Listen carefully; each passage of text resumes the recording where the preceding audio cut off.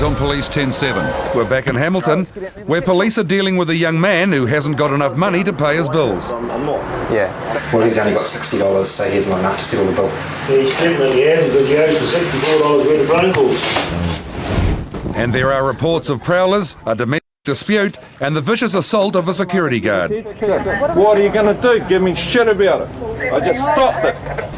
And also this week on Police 10-7, South Auckland Police have to deal with Adam Cunningham, are patrolling Hamilton when they get a call about a prowler. If you want to do areas around Knighton Road, thanks.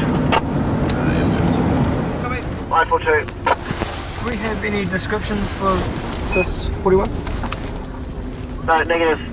The informant didn't even see the fella, just disturbed him at the window, and he decamped on foot, heard the footsteps. I described them as fairly heavy footsteps, indicating he might possibly be a male. Roger. While they search the surrounding streets, a dog handler is caught up with a guy who was running through the area. What are you doing out here, mate? Just going for a run and park for my mate. Josh claims he's been racing his friend for a $5 bet. He's supposed to be following me. Supposed to be following you? Yeah, I left him in my dust. Been in trouble with this before, Josh? Oh, yeah. What for, mate? Driving offences. I'm disqualified at the moment. Driving offences? Yeah. Yeah. What about any burglary or anything like that? No, doubt it. Doubt it? Doubt it. Nah, that's not me. Not you, eh? True? Yep, nah. You're not obliged to say anything unless you wish to do so, okay? Did you at any time go through anyone else's property? No. And your mate, who was supposedly following you? Yeah. Was he...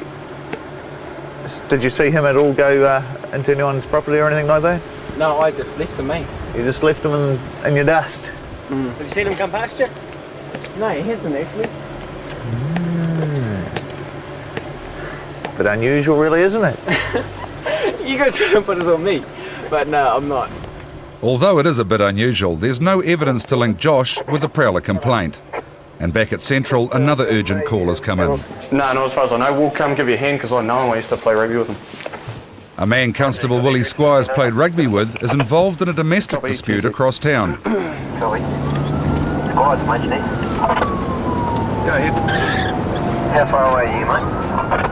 We're on Trustrum at the moment, but we'll get there as soon as we can. Just watch that dude. He can be quite violent, but if you talk to him, he can calm down. By the time they get to the scene, police have already been told there's a gun involved, and the officer in charge has issued fire orders. What's the actual guts on the thing, mate?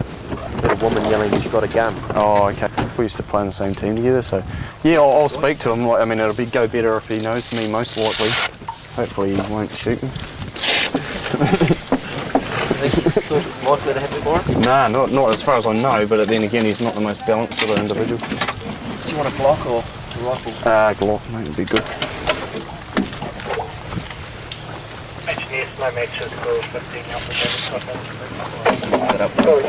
While police are getting ready to move in, the noise from the nearby house is dying down.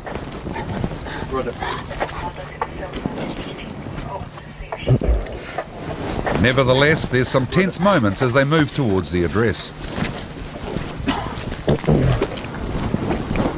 But when police get inside, there's no sign of any disturbance or any gun. It seems a woman's been trying to get her ex-boyfriend to move his stuff out, and the resulting arguments alarmed neighbours. Don't come back here again tonight, alright? If you come back, mate, you'll get locked up, alright? Thank you very much. That's what I hear while I'm here, mate. Thank you very much, guys. Thank you for coming too, eh? 120 patrols in the vicinity of Yates. Yeah, no, I won't be going back there tonight, mate. All in the... No, that's good idea, mate. No, because you obviously know what happens if you do go back, mate. I mean, we'll have no choice then, eh? Oh, yeah, for sure. After delivering Phil back to his father, a call comes through about an assault at the Hamilton Casino construction site. Constable Benny, you're at the guard place. You will be the offenders are just inside the gate. A security guard's been attacked and beaten by a man who's run off after a passerby intervened. Yes, straight down there. When we confronted him, he picked up a big stick to start with. Then he helped me on the side here. And around the back of the shop. Go right around here. Now the immediate problem for police is the passerby. who's had too much to drink and is going off at everybody around. You are doing nothing but hindering this, okay? I only jumped in and stopped him getting his Why are head you kicked giving in. us a hard time? We are trying to Because do I don't our like job. scum like that on the street. Okay? I'm not even performing, woman. As Constable Kylie Crowley tries to calm him down, he suddenly explodes. Don't call me, man. I seen the f***ing mother get his head kicked in. What are you going to do? Give me shit about it. I just stopped it. Just calm down. Just calm down. Do you need this guy, Kylie, at all? We don't, eh? This is security guard's been assaulted quite badly. The guy that's been cleaning. The guy with the smoke out there performing, he jumped over the fence apparently to help him. About the security guard. Yeah, but he's just uncooperative basically. If you can get his details off him and send him his way, it'll be wicked, mate, otherwise. Sorry, Joe, can you get an ambulance here? In the middle of all the confusion, a dog handler's been trying to track the assailant, but at the moment he's got away. And we were saying, stop it. Yeah. The story took an odd turn later in the night. The angry man at the scene told police it was actually his nephew who had been the assailant. The nephew received 3 months supervision, and the security guard's broken ribs cost him 3 months off work. Constables Mark Bartram and Peter Kenner are working the swing shift in Hamilton when they get called to a local motel. Someone that stayed at a motel in Ulster Street and he's refused to pay his bill and he's taken off on foot and they've got someone following him. So I think it's another employee that's following him. One of our guests is following her. Oh, cool. Okay. This is the second night. Second night and he's left without paying. The motel owner's suspicions were aroused when the suspect couldn't pay for his first night's accommodation. Yeah. He's telling me, Yeah. well, I've rung his father. His father doesn't want anything to know about him. Yeah. And he's just a con. He's just Okay. Is his stuff still in his room? Yeah, it is. Okay, so he's got to come back for that at some Well, stage? no, they do runners and they leave. It's nothing for people to do that. Just disappear now. It's like our informant over there on the left. The guest who'd been following the suspect calls Mark over in the main street. Oh yeah. There you go, mate. The guy in question is the guy in the yellow seat up on the right-hand side there. Oh, yeah. Yep. The man's name's Hayden and he claims that he's a truck driver visiting from Taranaki. Why does she think that you were going to do a runner? It just sounded all far-fetched, you know, because her husband used to be an ex-truck driver and she thought he was down and, you know, wasn't going to work out and stuff like that. Yeah. So, you know, it does sound like it, but I'm not. Yeah. So how long are you going to stay there for? If I find the cash, just leave tonight. Yeah. That's it. And I'll find the cash, that's it, get it out of the way. So she looked a bit worried and, you know, I said to her, I'm not going to do it. Yeah. Find the cash. Yeah. No, you don't like it. I'll find it, that's it. Okay, cool. What happens if you haven't got the money in your bank? How are you going to...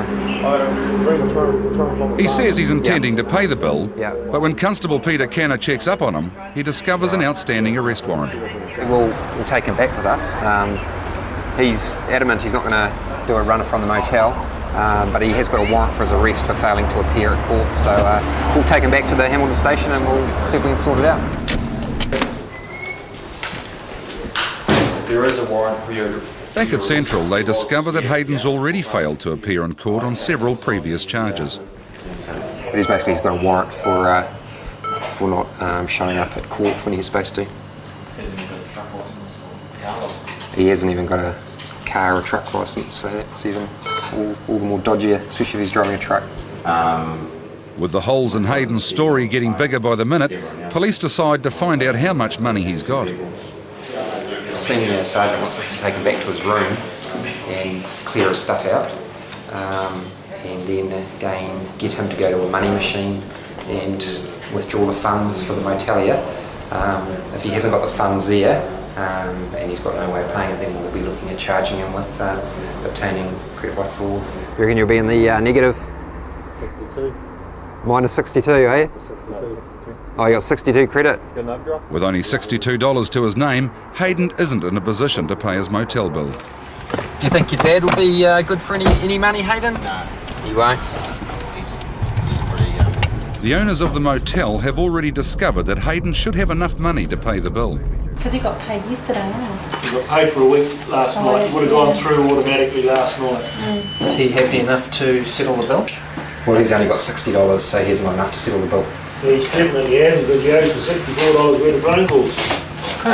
With the addition of the phone charges, Hayden is now facing a bill for just over $200. He's got some cash on him, so we'll get him to sort out as much as he can, and then we'll sort the rest out for you. Are you happy with that?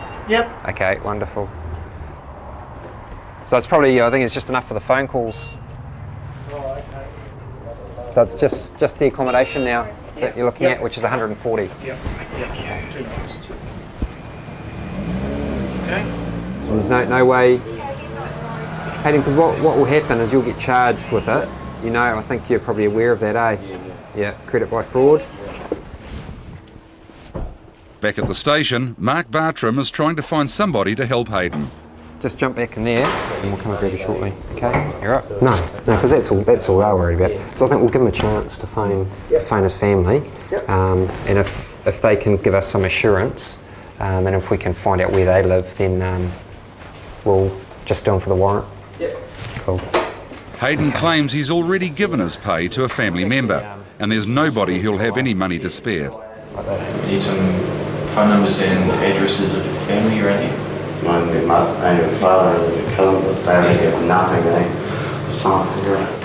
With no sign of any money to cover the bill, Mark decides to ask the motel owners if they'll give Hayden a few days to pay. So if it's really your call. If you're prepared to give him so many days to come up with the money, if he doesn't, then you'd have to let us know. We'll make a complaint about that, and then he'd have to have a warrant for his arrest. The other option is that we just charge him with it right now.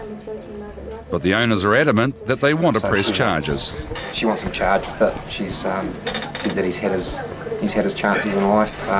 She's spoken to his dad. I don't know how she got that number, but she's spoken to the offender's father, and he's not prepared to pay or get us into trouble again. Just going to do is search you. Okay. I'll get you to take your jacket off as well.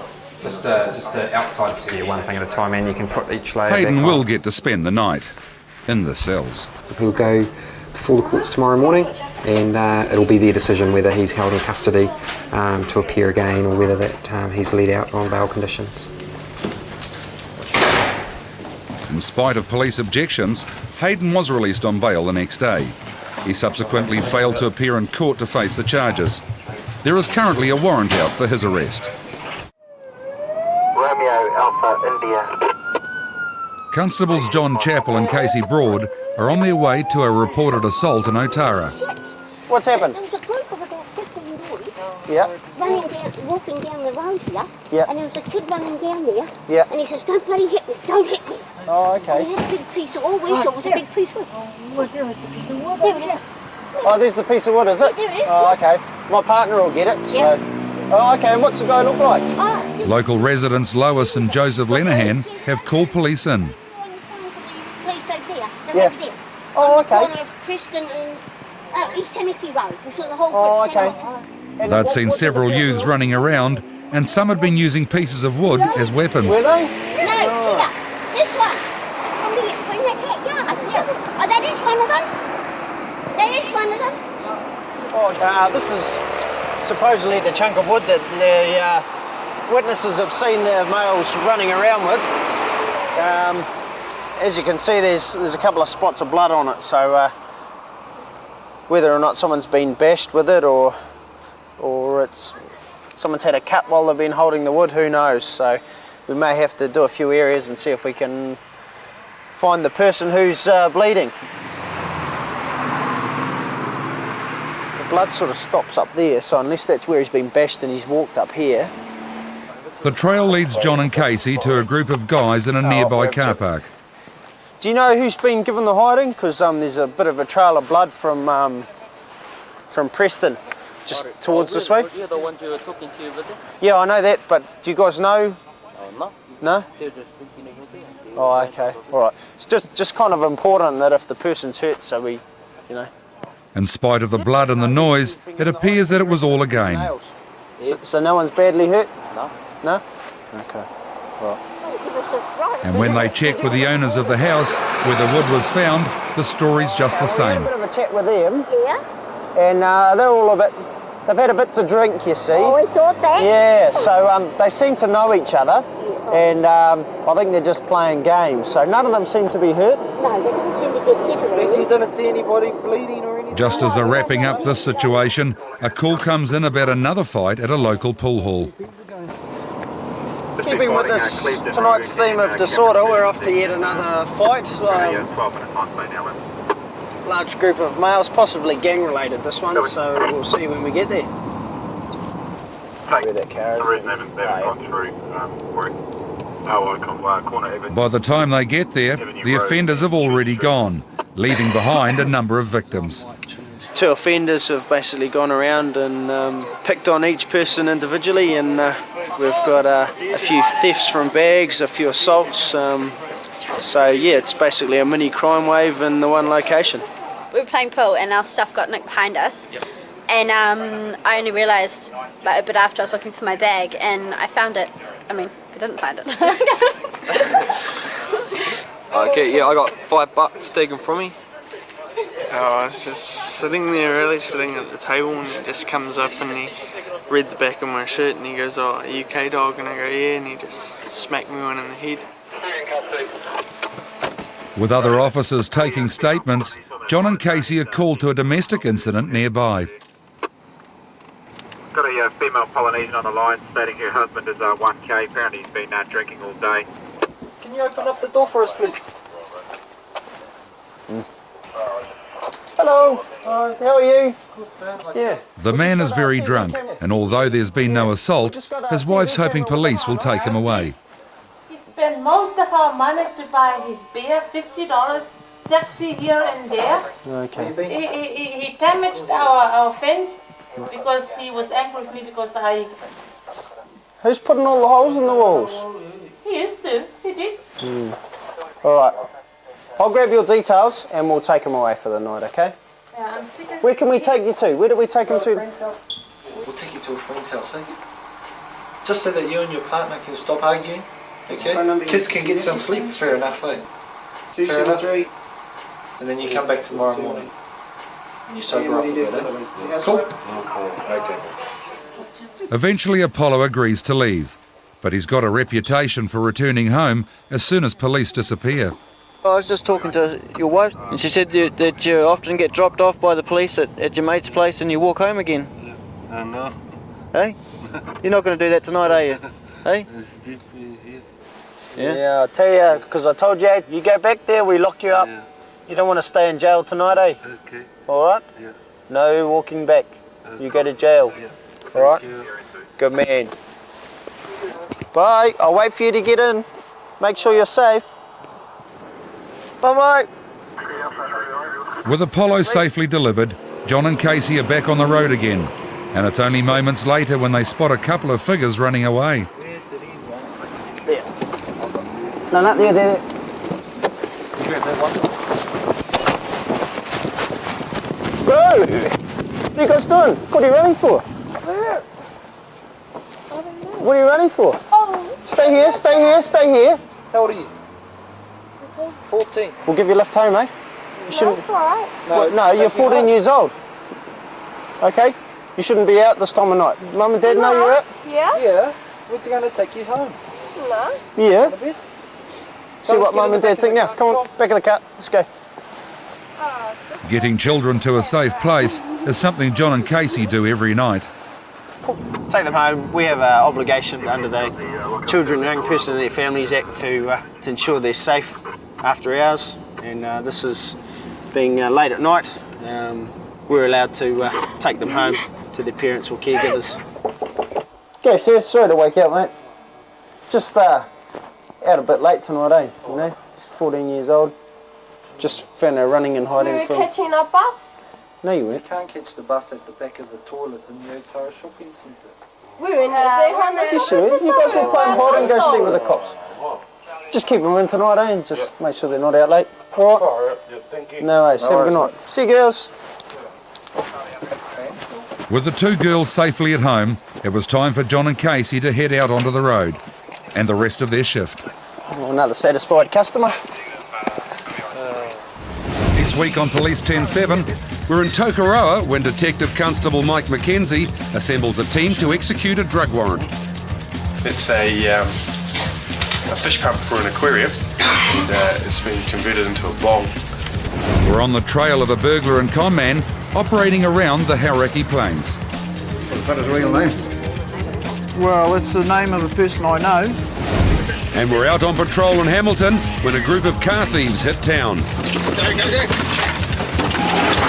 Oh, get him, get him! And police have to deal with a drunk who just can't find his way out of his car. A few problems here, are we? Don't go back to sleep. Don't go back to sleep. 7. A group of car thieves come down to Hamilton for a night on the town.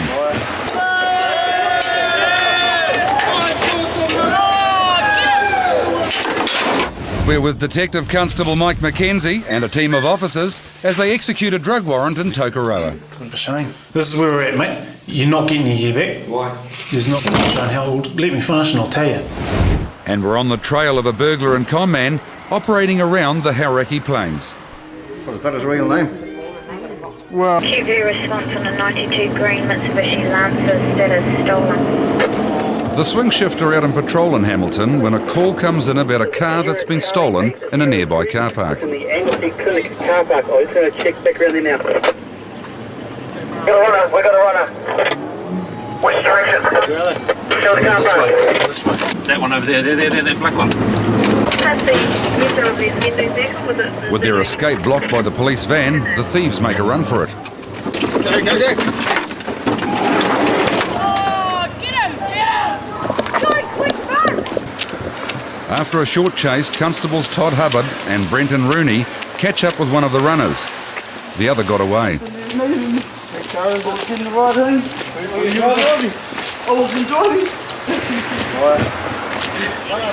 one. I saw two leave, one that way and one went that way.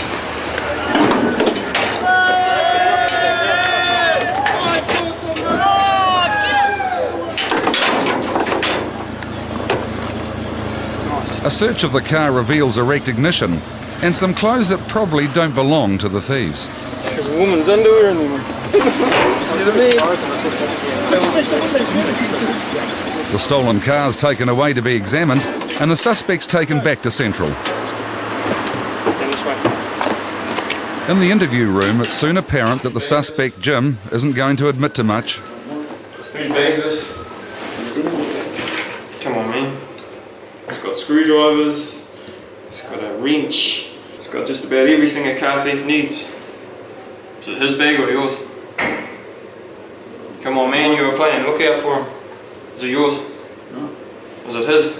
Because we had two guys. While Brenton's been questioning Jim, another 3 suspects have been picked up, but none of them are cooperating. Okay. When you got down here, you knew that they were going to start knocking off cars, eh? No, he just told us to wait there and we were back.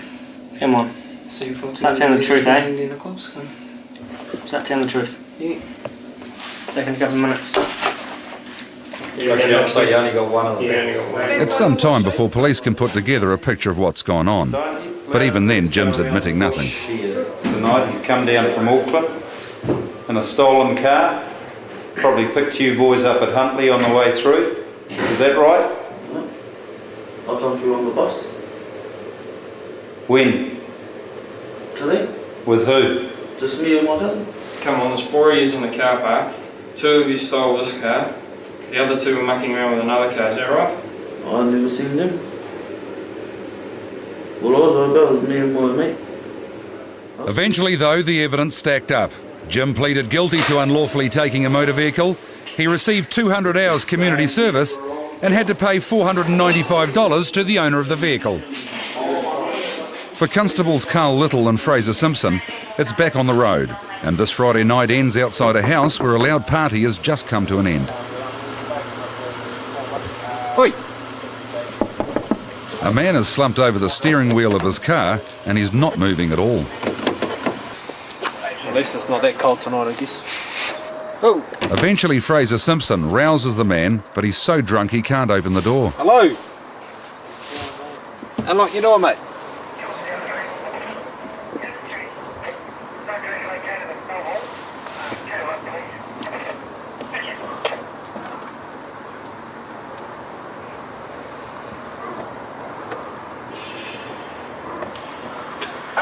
A few problems here, are we? Don't go back to sleep. Don't go back to sleep. Unlock your door, mate, or wind down your window, one of the two.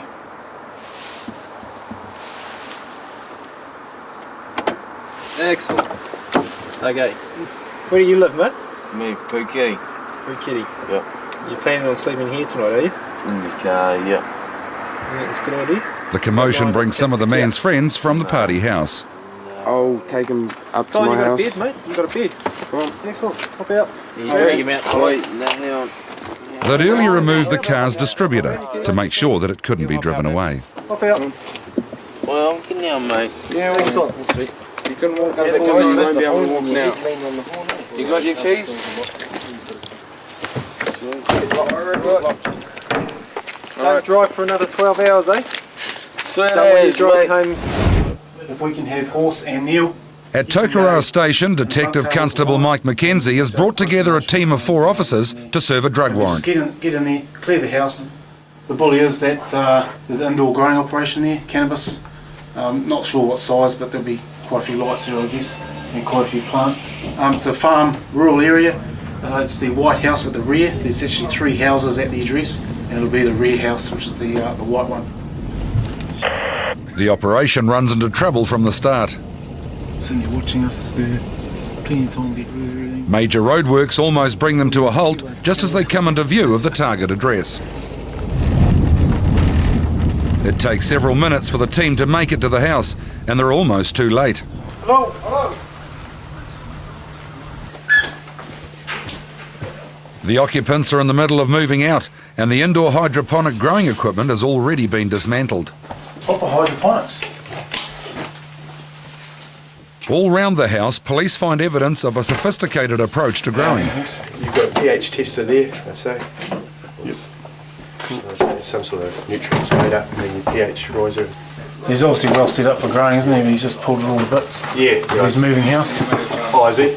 Yeah, he's moving out, so. Yeah, he's probably just between crops. Yep. Eventually, police assemble all the equipment from the bedroom. This stuff here is just all the polyurethane that they use to line the walls and that, just to keep the heat in, reflects the heat, and it just creates a better growing environment for them. This gear here, I've just got the extractor fans. All it does is just takes all the fumes and excess heat as well out of the area. Yeah, mate, we'll take everything to do with it. You're doing the exhibits? Yeah, well, we're taking everything. So yeah, well, no. Grant, the only person in the house, is denying all knowledge of the equipment. Can we talk about that? Yeah, he's never seen it, doesn't know anything about it. How long have you been here? Probably since just up to New Year's. Oh, you know it was growing out the back room. You know it was growing there, bro? What about the other houses? Anything in the other houses? I don't know. Well, we haven't arrived here for no reason. You know, we didn't just come here because we thought there might be some old hydroponics in the back bedroom. Copy, thanks for that. A check with Central confirms that there's already a warrant for Grant's arrest on shoplifting charges. Maybe I'd seen it before. This year, have you been arrested in Levin or anywhere like that? Shoplifting? That's where I went to for my court. Yep. My court, my PD. That's where I had my PD. Yeah. What about shoplifting? Ever think about it? Have you been caught shoplifting in the last 3 or 4 months? Even last year, into last year? Yeah, I think it was last year. Yeah. I had a little crime like that, yeah. With the return of Grant's memory, it's time to go. But before returning to Tokoroa, Mike McKenzie leaves a calling card for the other occupants of the house. This is a copy of the search warrant, the fact that we've done the warrant, and just on the back we've just put what we've taken and basically to contact us when he gets back in, because we obviously need to speak to him regarding the items found in his wardrobe. It is disappointing not to catch him growing the cannabis and getting him for that. However, the fact that we've got the equipment, our information has been correct, and we've managed to seize the equipment to prevent him setting up again, or at least costing him some money. But it is disappointing not to get the cannabis, but that's how you get. It's how the job is, and it's quite good just to get this. But the day holds one more twist for Mike. One of the house's other occupants turns up at Tokoroa Station looking for his gear. You know, we did a warrant at your house, say, and we got all that that gears. What's the story with all that grown equipment? Oh, nothing to say. I want my gear back, please. Nothing to say, and you want your gear back? Okay. This is where we're at, mate. You're not getting your gear back. Why? There's not, John, let me finish and I'll tell you. Okay? Yeah. You're not getting your gear back. We're going to be applying to the court under the Misuse of Drugs Act to get it all destroyed. Okay? Because I know you've been growing dope there. Okay, it's simple, mate. It was your lucky day. Okay? You didn't get caught growing it, so there's nothing really to groan about. The man eventually realises his best option is to allow police to destroy the equipment. We're going to get all the gear destroyed. He's going to consent to us destroying the gear, so we don't have to go to court. It's just simple that way. Constable Alan Lee from Thames Station is on the trail of a conman and burglar who's been stealing from people around the district. Yeah, what he does, he comes in, he was coming in here, like on a Sunday afternoon, they'd all be pouring out of here, and he'd pull up here and he'd jump out and he'd go to the minister or someone and say, oh, I need some money, I've got, Mum's just died and I've got her in the car, I need to use the wrong way for the funeral. The man Alan's looking for is well known to the local church receptionist, Heather. You know, he's not threatening looking, he's sort of the man that can actually get money out of people too. Yeah, he certainly has got the gift. That's cool. I'll talk with Harvey maybe this Saturday. But just like he's actually taken to quoting ministers' names, so whether he reads the sign, you know, or says he knows the minister from somewhere back. Yes. As well as trying to con parishioners out of their money, the suspect is also an active burglar. The worrying thing about what he's doing is the people he's targeting, particularly elderly people and elderly people that are living on their own, travelling on their own. Next stop for Alan is the second-hand shops of Pyra, where the suspect's a regular visitor. I'm just doing routine inquiries. I'm after this guy here. That's, is that a chap from Thames? Yep. Yeah. From everywhere. That's the guy that I gave information about and he ended up back in jail, isn't Yep. it? Yeah. Yep. That's him. Yep. Yeah. No, I thought you'd recognise him. Yeah. Haven't seen him for a while. No, I don't think he would be silly enough, you know, to come back in here. Okay. The story's much the same at the next shop. No, I haven't seen him for ages, but he has been in. I've asked him before, he says he's from down the Thames coast. Oh, yeah, roundabout sort of a way, yeah. Can I have a quick look at your receipt book? I just want to see if anyone I know, or have you been buying anything or much? A check of the shop's receipt book, something all second-hand dealers have to keep, reveals nothing suspicious. Okay. Thank you very much. Thank you. That's good. Oh, if you see him, Yeah, well, definitely. get on the phone. Kick him out. Get on the phone. Yeah. We don't. The people in the next shop believe he's been hanging around the local church. All I know is that when I spoke to my friend when this other one came out, The lady she that- said, yeah, Diane, she said that he'd been around some time before.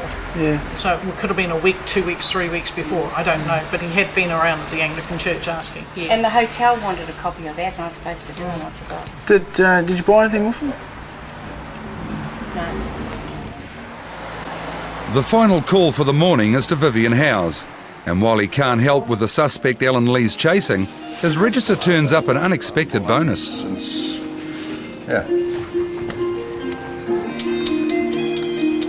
What, one day, you know? I'm looking for this stuff. Makita orbital, Makita belt. You've still got this stuff here? Makita jigsaw, yes, I have. Can I just go? Have a quick look at it. I might just get you to hang on to it. Yeah. Vivian's recently bought some power tools that Alan believes are from another burglary. Have a look at it, because I got 3 of those jigsaws. He was only a young lad, I remember him. He came in Saturday afternoon. Then he came back again the next day with something else that I didn't want. What did he come back with? And what did you pay for it? I've got, I should have that written down there somewhere as well. But it wasn't just the tools that attracted Alan's attention. The burglar has used his real name, and it's well known to police. But that's his signature there. Oh, is that his real name? Well, that's the name of a person I know. Oh, well. Back at Ngatea Station, the officer in charge of the burglary case, Constable Blair Mattock, confirms that the tools are the ones he's looking for. With all this gear that we've got now that Alan's found over in Pyro, we should and the statements that we've taken from the people that purchased them off our offender, we should have more than enough ammunition to put to him. Tomorrow, he is due to appear in court in Thames for sentencing on quite a few other matters. Yeah, we'll oppose his bail, so he might get held in custody. The next day, the suspect, Lawrence, does get bail, but he's immediately back in the interview room to answer questions about another burglary. I've got some more information today to suggest that he's been involved in a couple of burglaries, so I'm now going to go and interview him on and see how I go. It's likely he'll be held overnight to reappear tomorrow. Lawrence finally pleaded guilty to a number of charges, including 2 of burglary, 1 of receiving and another, more serious offence, of demanding with menaces. He was sentenced to 19 months in jail. The church-going conman that Alan Lee first set out looking for is now serving an 18-month prison sentence after pleading guilty to 15 charges, which included traffic and property offences. It's Friday night and dog handler Constable Alan O'Donnell and his dog Zach have been called to a disturbance in the middle of Hamilton. Comes off with the HLP. A group of guys have been seen breaking into an empty shop. But so far they're denying any involvement with the break-in. Listen, then you can have your say. I'm happy for someone to put their hand up for it. If no one puts their hand up for it, we take you all back to the station and the interview and be able to put it. Okay? If you have a put it all, whatever you want to do, if someone puts their hand up, we're happy. Okay? I won't give you long no way, so sort it out real quick.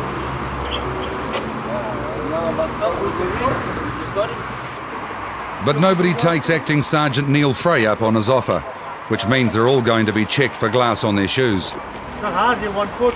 So honestly, we didn't keep those winners in. Honestly, we didn't. One of them is covered in white powder that's also spread around the empty shop. There's white powder on there's all his clothes and on his shoes. There's a footprint there, sort of a white powder. Oh yeah, gotta be from inside somewhere probably. As they're looking for the source of the powder, one of the guys they've been talking to takes off, and Alan's quickly in pursuit with Zach.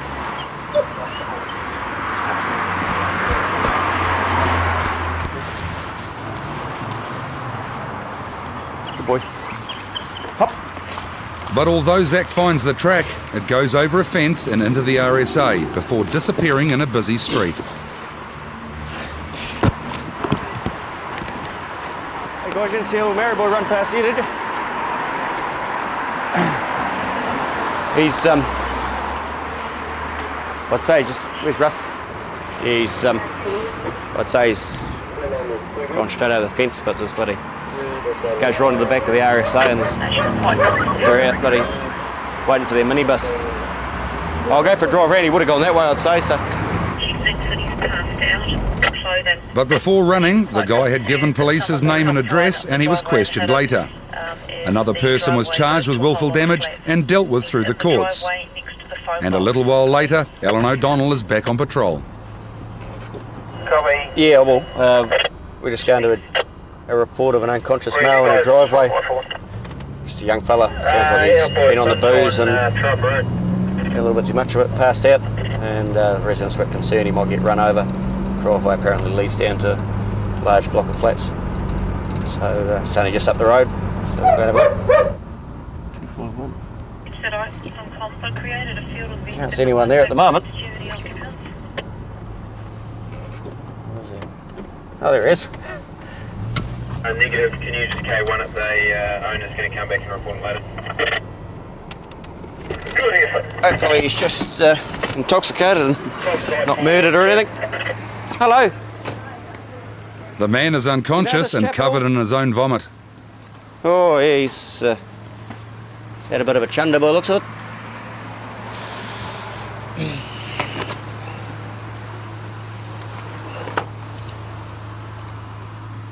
How long's he been there? Oh, okay. Oh, yeah, mate. You've spewed in your jacket. Wake up, mate. You can't be sleeping there. Just watch out, you got a whole lot of chunder in your jacket. Where do you live?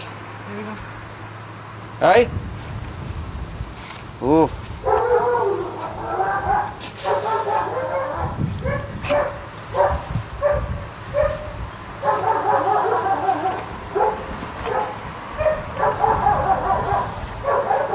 Don't forget your wallet. There, bud. But right now, Amal can't even begin to think about his wallet. He's still got to work out how to stand up. What's your name? Hey?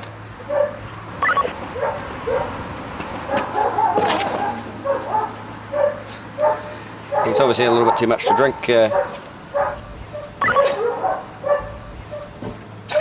Where do you live, man? Do you know? Yeah. Whereabouts? Do you know what number? That's just down here, mate. We might have to walk you home. Yeah. Don't touch me because you're covered in vomit. Just walk out to the road out there, eh? Having only just grasped how to stand, the idea of walking takes a few moments to sink in. All right. You're asleep in the driveway. You'll get run over.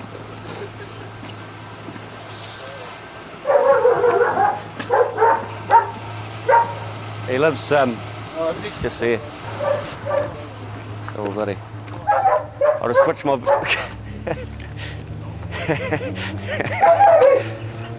Oh dear. He's had a good night anyway. Finally, Amal gets enough coordination to put one foot in front of the other and heads off for a good night's sleep and a hangover in the morning. Next week on Police 10-7, two Hamilton 11-year-olds become repeat offenders. I mean, hey, took you home last night because you guys were involved in a fight, and then we catch you tonight in this building. It's not looking good, eh? A car drives past that should be at the wreckers, and a fight breaks out at a service station. There was nothing going on? Nothing going on, that's not what we heard. Tom's Q23 with 2 up and put a 7 with Delta. Roger, thanks, Q23. Constables Andrew Osborne and Debbie Ferguson are responding to a call to an incident in central Hamilton. A blue, white, orange backpack. 5 of them. Copy, where were they seen last? Dog handler Constable Ray O'Donnell has caught some kids breaking into an empty building, and they're far too young to be out at this time of night. Can you look after those two? Yeah. How old are you? 11. Oh. How old? Said I3, not 11. I'm back, he's too small. This isn't the first time that police have come across the two youngsters. Jack the boy already knows the routine. Right. Have you ever given the police your fingerprints before? Yep. You have. How long ago? Not so long ago. And Katie the girl had been picked up on the previous night. The thing is, we're going to take you home, and if I see you out again tonight, what am I going to do? Where are you meant to be staying tonight? Oh, is it my mates? Oh, my aunties? I mean, hey, took you home last night because you guys were involved in a fight, and then we catch you tonight in this building. It's not looking good, eh? And you haven't been in trouble with us before. Yet you're in trouble twice in 48 hours. We're going to take you back to the station, okay? Then we'll go and get one eater and we'll take you home. Jack and Katie were referred to Youth Aid. And Andrew Osborne heads back out onto the road with Constable Dale Smith. And it isn't long before they're in action. Well, thanks. Looking for any sort of bail conditions as well. They come up behind a car registered to a person who police want to interview. Roger, showing Masters. Hamilton PRN, forbidden to drive, active criminal.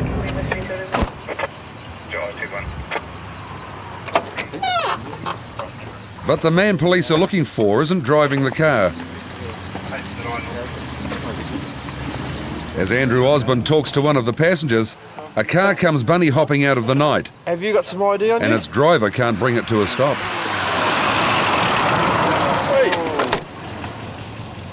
Whoa, they were just asking for that, man. See what's simple. City in a sec, police 10-7. Now, while it may seem strange that anybody would drive their vehicle through a group of flashlight-waving police, there was an even bigger surprise to come. Around the corner, you just get around the corner. Okay? I signal for you to stop. You almost hit me in the road. Oh, no. Oh, no. No, that's why you hit my torch when I stuck it out to you. Oh, sorry. You couldn't even stop the car, could you? No, that's because, like, it's just stuffed and that's why... So what were you driving it for? Just taking it around the corner. Which corner? Just that corner. We're just going to put it here, right beside you. Why were you going to put it here? For use. Because, like, it's got no police. Because we've seen them here. Ron's claim that he's trying to give the car to police has got everybody stumped. Are you understanding any of this? You are giving us a car. Yeah. We will, like, it's got no warrant for reg, and it's got the number plates have been just stolen off it. And whose vehicle is it? My brother-in-law. You were trying to give us your brother-in-law's car. Yeah. Well, to make matters worse, Ron hasn't even got a full licence. Oh, learn a licence. Yeah. As well. Yeah, well, that's why I was only bringing around the corner.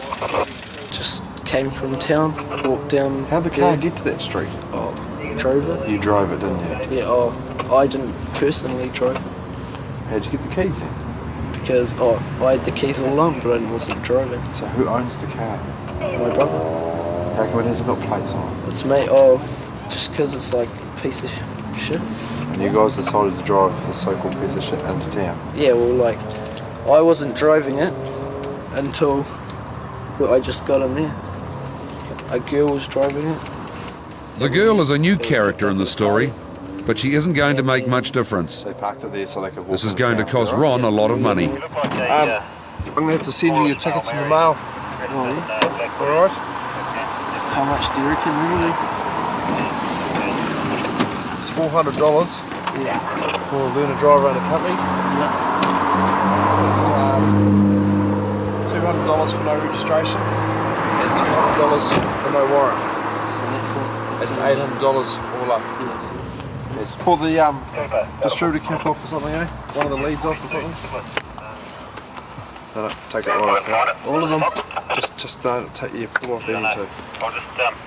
With the car disabled, it is time for Ron and John to face the short walk home. Just stop behind that vehicle, please. Constable Stu McIntyre's part of a booze bus operation in Hamilton. Say your name and address, please. As cars queue to go through the checkpoint, Stu spots a car doing a U-turn and parking on the other side of the road. Just say your name and address, please. You got a licence on you? Okay. Do you have a licence? No. What's it? You've been told you're not allowed to drive? So you know what's going to happen, eh? Jake's already been disqualified from driving, and he stands to lose his girlfriend's car. Well, how's your missus going to feel when you get her car impounded? Nah. You're driving, weren't you? Yep. That's what I thought. But that's not the end of Jake's problems. When he empties his pockets, he pulls out a bag of cannabis. Nothing else in there? Do you need to get arrested? Can you now get under arrest for possession of cannabis, okay? Get work for your show and you're Just some more paperwork and take a pretty picture. Alright? Jake was fined for possession of cannabis, and his girlfriend's car was impounded for 28 days. Shortly afterwards, a noise from down the road attracts Stu McIntyre's attention. A man's been badly beaten up. The ambulance is coming. Someone knocked in my face because I saw him on the ground like just lying there. Now, can you guys just wait over there? I'll have a talk to him and then we'll come talk to you guys, eh? What's happened, mate? He can't remember. Okay. I saw the guys take off down there as a group of them. Okay. It's about half a dozen at least. Yeah. Did you actually see it happening or? No, not quite. Sort of just saw the after of when they all stood up and just started taking off down there. About half a dozen guys. While Stu tries to work out what's been going on, the victim decides to leave. Sorry, sir. Hey, what's your name? There's an ambulance coming to check you out. You've got quite bad damage in the tooth. I'd suggest you just sit down here, eh? Alright. There's an ambulance coming and you've got quite bad damage in your mouth, alright? Do you remember anything that happened at all? Okay. Basically... For some reason, the man doesn't want to talk about what's happened. And with no witnesses, there's not much Stu can do. So this gentleman down here, obviously with cough over, he doesn't want to talk to me, so I'll go. Righto. No charges were laid from this incident, but over in Tauranga, police are gathering to deal with another fight. What's going on? Not too much dramas at the moment, over. Constables Glenn Wilson and Aaron Kelleher are on patrol when they come across a group of police trying to deal with a number of noisy people. A couple of guys have been urinating in a service station forecourt and a fight's broken out. There was nothing going on? Nothing going on, that's not what we heard. What? No, that's what did you? What did you? Somebody smashed us over in the car. One car's already left the scene, and the people who are still there are claiming that they're the ones who have been attacked. Who's driving So this what car? happened to his knife? That he pulled out. He pulled out a wheel brace because someone told him to calm down and piss it in They were smashing me over in the carport there. Hey, you're not going to smoke in here, eh? You're not going to smoke in the petrol station, eh? Not a good idea. So what happened? Did you see what happened? No. What did you get a wheel brace out for? Oh? You got a wheel brace out? Yeah. Why? Did you fellas see any of this? You didn't see it? Yeah. There are few witnesses to the fight, but the service station security camera has recorded the whole thing. Young Maori guy was over here with his wife and his kids, and these guys were just pissing all over our ground. And the young Maori guy just yelled out something like, "Hey guys, you know, just go to the toilet or something." And they were just into him, just into him. The guy with the dreads went back to the boot twice to get the jack out. One of the Maori females tried hiding the And jack. they're both in the same car? Yep, they were all in the same car, yep. They moved the car forwards, then she's trying to stop. He's over here right now, he's dealing to the young Maori guy behind the boot. You can see there the punch is thrown. You can see the other guy coming on the boot Yep. kicking. Yeah, he comes along, gives him a big hit. The guy with the dreads we saw take to the guy with a bottle and a jack, a car jack. Sweet as mate, that's cool. Yeah. Just Do you want can the tape? yeah, can you secure it or? Yeah, I'll secure it, I'll just pull it out. Yep. Sweet as mate, I'll come back in a second, eh? The security footage confirms that they've got the right men, although Glenn can't tell what happened to the person they were fighting with. He can go as well. Both giving lanes to Scott big time. Yeah, I'll send tape. Both of them are giving him hiding. Both on one guy. You tried to bash me up. Doesn't look like it to me, mate. Oh, you have to jump in the car. Jump in the police car, mate. No. Taking him back. Good job at all. No. You can come down to the police station, pick him up. Terence was charged with fighting in a public place. When he went to court, he was convicted and discharged with no penalty. Anthony was charged and later convicted for possession of an offensive weapon. He was sentenced to 60 hours community All work. fun and games, eh? Both of them got to sober up at the station before going home.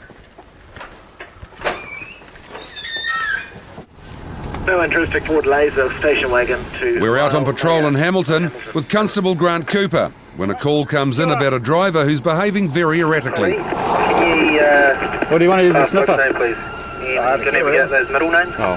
Sniffer, is it? Yeah. You got one? Yeah, I thought not. The sniffer that Grant's brought seems hardly necessary. The driver can barely stand. No. Keep blowing, that's the one. Keep going. Keep going. No, big breath, one big breath. You can do it. Come on. Is that enough? No, see how that says blow again? As police offer some physical support, the man finally gets his mouth around the tube. Keep it going, keep it going. Keep it going. And the result comes as no surprise. Can you see how that says fail general? Yeah. That indicates to me that you might be over the limit, okay? Yeah. So because of that, I now require you to accompany me to the Hamilton Police Station or any other such place for the purpose of an evidential breath test, blood test or both, okay? No, we'll have to go straight there now, okay? The lawyer would wake the next day with a major hangover, but his biggest headache would come when he pleaded guilty to having drunk 3.5 times the legal limit for drinking and driving. He was disqualified indefinitely, fined $2,000, had his car confiscated, and was placed under 9-month supervision with the warning that if he gets caught again, he'll go to prison. The lawyer later claimed that he only drove because he was too drunk to walk. How you going, buddy? All right? Up the road near Huntley, Constable Raymond Sunkel has just caught up with another driver who's been speeding. Come on in. Did you peak a bit soon with your speed, did you? Sorry, man, I did. I'll just hang on, I'll just shut that door for you. Don't want you to lose your door. Yeah, I know, they keep on beeping. And plus, I don't want you to lose it there. Yeah. Where are you off to? Into town? As Dayton, the driver, gives his details, Ray Sunkel smells alcohol on his breath. Let's do a breath test too, eh? Just could you count from 1 to 10 for me? 1, 2, 3, 4, 5, 6, 7, 8, 9, 10. Well done. Mr. Farrell, how much have you had to drink tonight? I've had about 3 bottles. About 3 bottles? Yeah. Right. Because that's a fail, I've reason to believe you've been drinking alcohol. Yeah, I have. Required that you undergo a breath screening test without delay. Alright?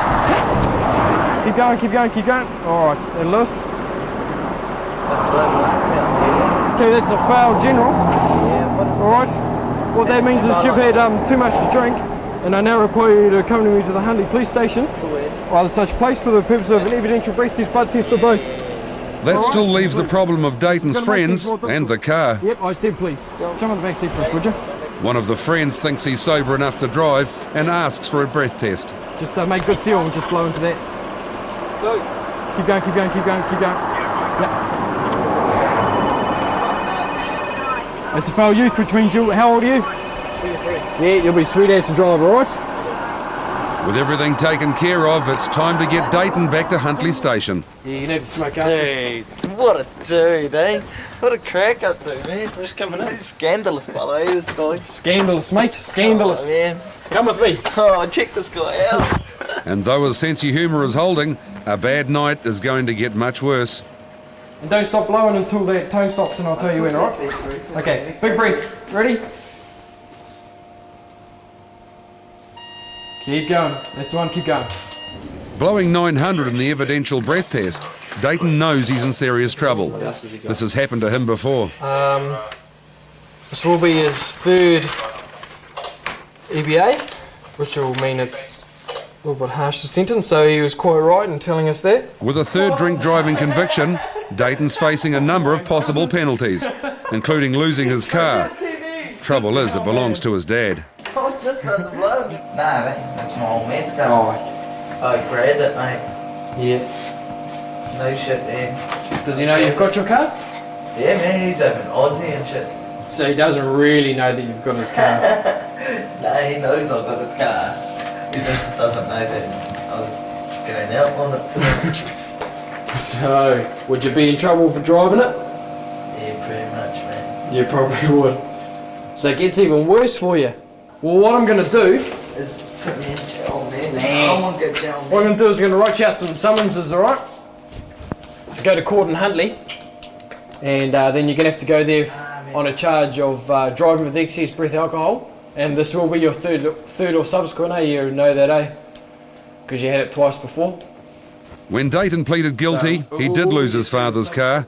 He was also disqualified from driving for 18 months and had to do 6 months periodic detention. That way? Right, yep. All right. I've just got the call that we have about 100 people on the road. Constable Matt Knowlesley and Rachel Dollagee are driving the support vehicle for the South Auckland Team Policing Unit. H02, we'll get you a Lewison if you want to meet us somewhere. We're just coming down the main drag now, up on Speech Road. They've just been called to a teenage party that's got out of control in Howick. Howick parties normally have a lot of teenagers and they have access to vehicles, so more often than not they tend to get in their vehicles and disperse upon arrival of police, but we'll see what we get when we get in. Yes. Police have been called in by the worried homeowner. Okay. What we've got at the moment is a party that's just sort of escalated with numbers. We've had a couple of outside groups turn up. So what we're looking to try and do now is to put an end to it. Yep. The group that's left up there is by and large okay, but you know, numbers wise it's sort of double what we anticipated. Yeah. So I mean, without too much drama, if you can assist us to get the numbers down, that would be great. Okay. Homeowner's given us authority to close the party. The majority of people there at the moment are okay. The gate crashers and large have left. Homeowner's going to go in and keep those present that he wants, and we're going to go in and assist getting rid of the rest. We'll advance the march. Move. Left, right. Team Policing leader, Sergeant Mike McElrath, has had enough bottles thrown at him in these situations to know that anything could happen at the top of the drive. Help you with the rest. Where are we going? G'day. Parent help. But this time, the party begins to break up quickly. Oh my God, bro, biggest party up. Is that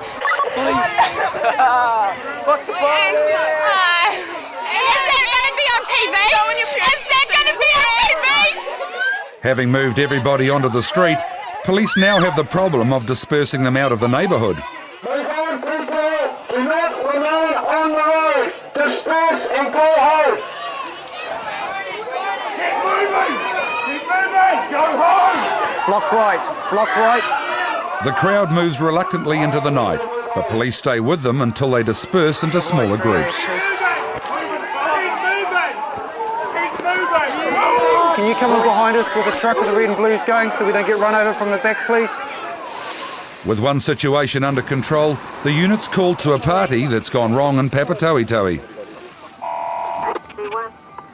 A unit went to a job of some sort and got attacked, I think.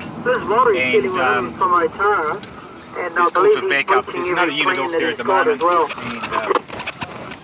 I'm not exactly. There's a couple of. No, nothing. When police move in, the people at the house respond angrily.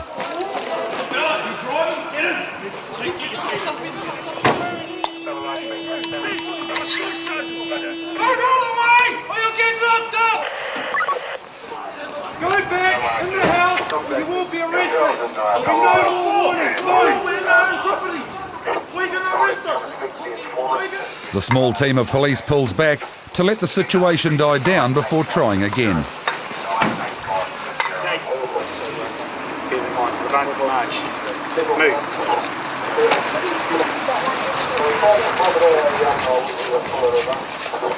And this time, people begin to leave. Is the taxi coming? Yes, or well, we rang it. Keep moving forward! Get up! Although for some, just standing up is a problem. Don't go back in the house! Get out of the road! Get out! Take him with you! Go!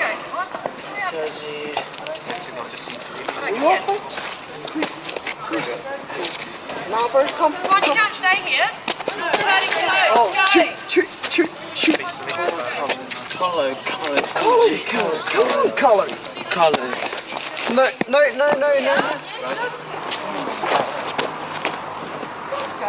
As the three stagger off into the distance, the team policing unit clears the surrounding streets of the other partygoers. But just when it seems that everybody's disappeared, police find Craig, the young drunk guy, face down in the mud.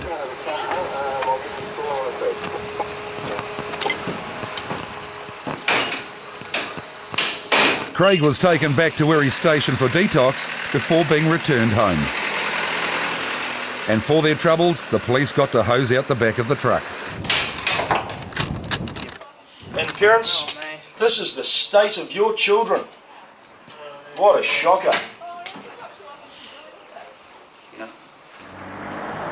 Next week on Police 10-7, Alex Grant and Sonia Webb deal with gang members, drunks, and an arrest that threatens to get out of hand.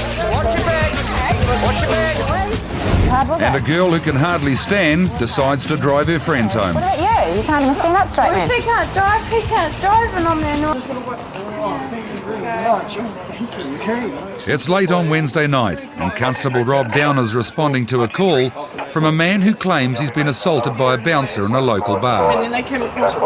Just going to see what happened? This is the whole story.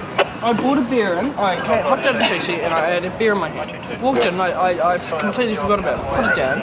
They gathered and they said, no, man, you're out of here, you're out of here. So they're being real nut. Absolutely. You know, I couldn't believe it. And then I talked to one of the head lady chicks. She says, no, look, it'll be sweet as yada yada.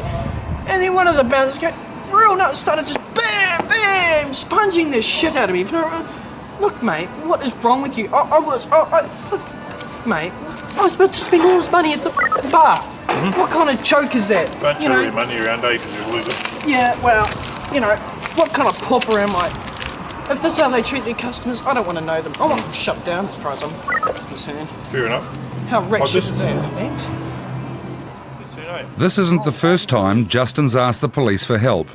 Although the last time he asked for help, It didn't quite work out how he'd expected. Well, I don't know yet.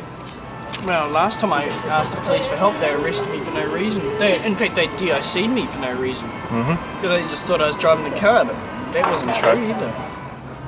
By the time Constable Jason Mackay arrives on the scene, Justin's in full flight. Comes up, you know, just push it over, so it smacks back. What was the guy wearing?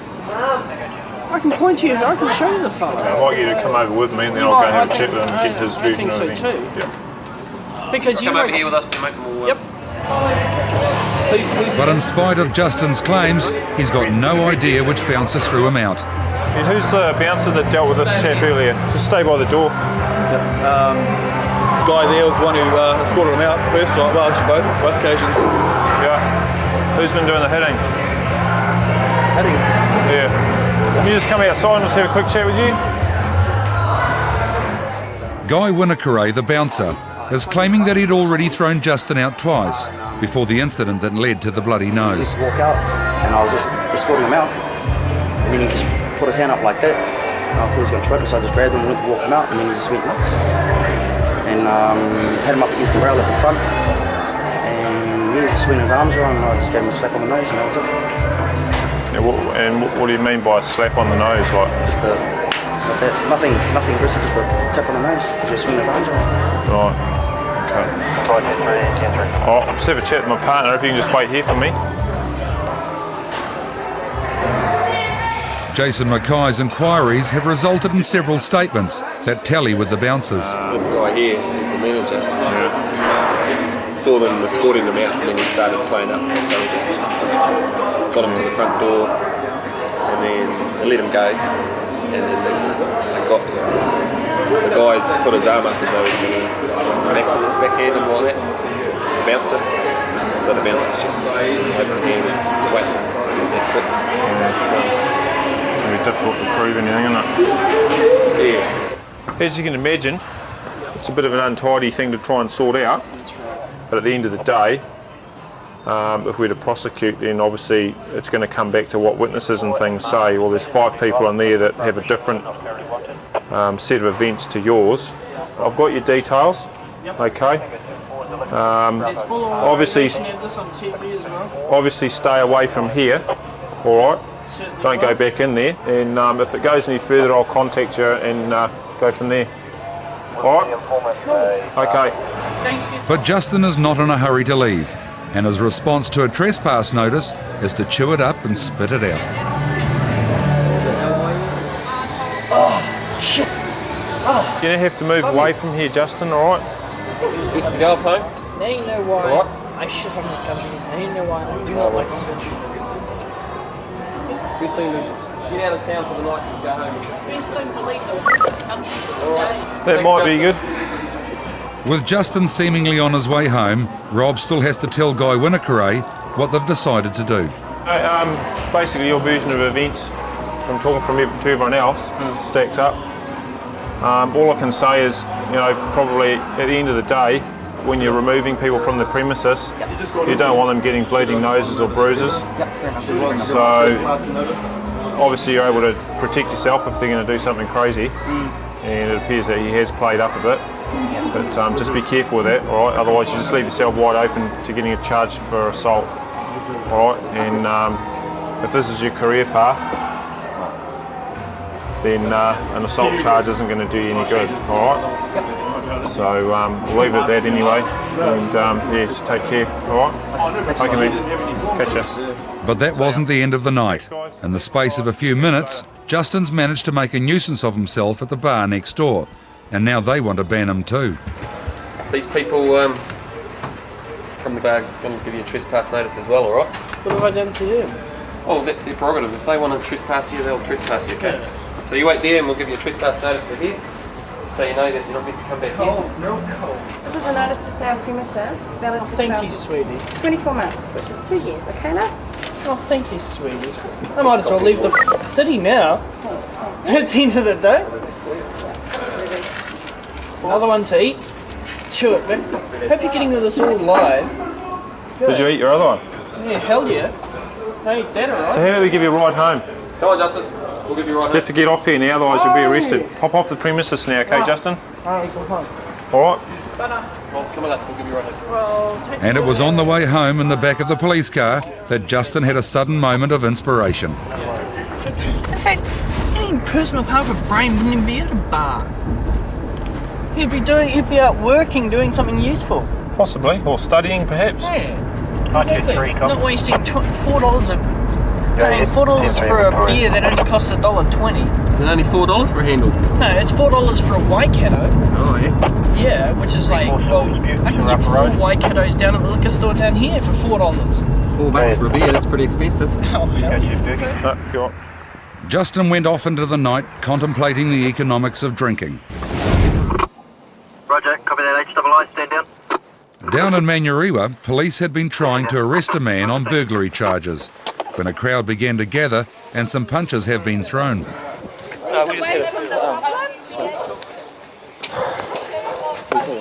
Although the suspected burglar has been taken into custody, the arrest of his young brother-in-law for disorderly behaviour leads to more trouble. He wasn't talking, I was, officer. Watch your backs, watch your backs, watch your backs, watch your backs.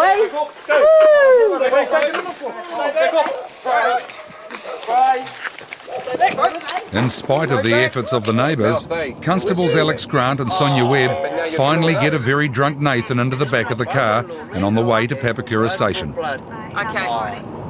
Because you've been arrested, you've got some rights. Rights, yep. Yep. You've got the right to refrain from making a statement. Okay. And it's my statement. Have you heard my statement yet? I'll just finish giving you your rights, and if you want to make a statement, I'll take one off you, eh? Yep. And you have the right to consult and instruct a lawyer in private and without delay. Do that. But the right Nathan is most concerned about is his right to get involved. My statement is, I'm here because my brother-in-law, fight for death for my blood. Okay? Did you get right? There's a difference in fighting to the death and being stupid. Oh, okay, and what you did was stupid, mate. Yeah? Yeah. And how stupid is that? Well, you were in the car, that's how stupid it was. Oh, well, nah, it didn't start by the car. The truth is, Nathan's too drunk to take it all in. And it's not until they get him to processing that he understands he's been arrested.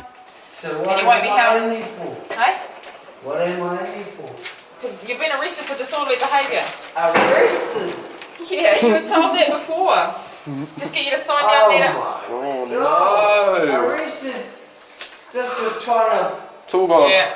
Just sign down here to say you understand your rights. It's all gone horribly wrong, hasn't it? Just sign down. Praise. Oh no, it's shocking. Just sign down here to say you understand your rights.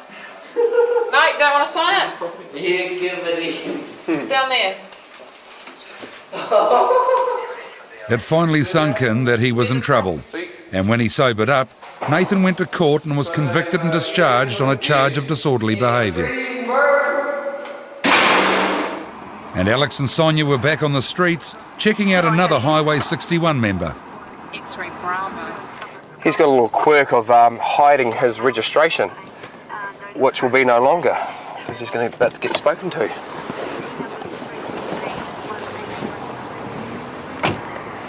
G'day. How are you, mate? Stop you for a licence check. Have you got your driver's licence on you? No, I haven't. Have you got a driver's licence? Yeah. What class is it, mate? Oh, full licence. Whereabouts are you heading off to?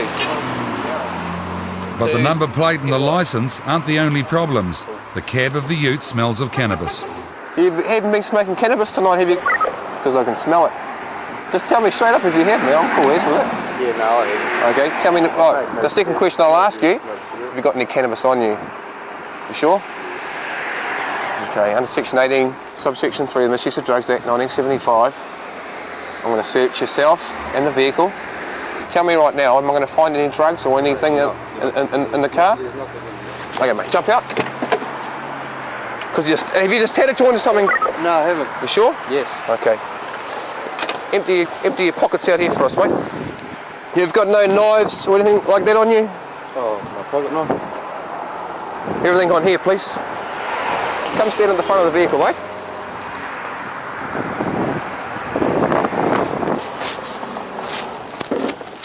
The search reveals nothing. There's no physical evidence of cannabis in the ute, and with Gordon on his way, Alex and Sonia make their regular check of a nearby car park that's known as a pickup spot for prostitutes. How are you, mate? All right? Yeah, I'm all right. That's the way, mate. What are you doing up these ways, mate? Mate, I come out here all the time. What for? I just run, look around. Look around? Know some of the fucking girls. Give them a ride home. Yeah? Yeah. Are you looking after them, or what's the story? No, hell no. Yeah? I'm on that kind of shit. Aren't you? Have you been in trouble? While Sonia checks Kevin out, Alex checks on the woman, and he'd tried to help one of them out a few years before. Rita Rose, remember me? Yes, I remember Yeah. you. How are you, boss? Very good, thank you. Disappeared on me, didn't you? No. My star witness. Star witness for... To that assault, that guy that assaulted you. Oh, that was ages 2 years ago, remember? Yes. Remember, Rita? You took off, didn't you? Yes. So I had to drop the case. Okay, that's all right. Because I tried to check you down. Yeah. Down those ways, and never returned my phone call. What was that? What was that? Oh, Yeah. probably because I was locked up or something. No, after all that work I did for you, Yeah. you know, locked that guy up that assaulted you, and then you didn't even care. Right. Oh, well, you take care of yourself tonight, eh? Well, it does. Yeah, mate. You take care of yourself. Good night too, eh, I will, boss? man. Yeah. And hello to the campers. Yeah, okay. Nice to see you again. How are you guys? The other women are getting high in the back of the car. What are you guys doing here? We were just going to the casino, bro. Oh, yeah? Yeah. Who's been sniffing glue? No, I don't taste that. Well, it stinks in here. What's in your bag, mate? Do you mind if I have a look through it? Holy schmoly, in for a big night. A search of the bag reveals the source of the fumes in the car and enough bourbon to keep them all warm. What's the spray paint for?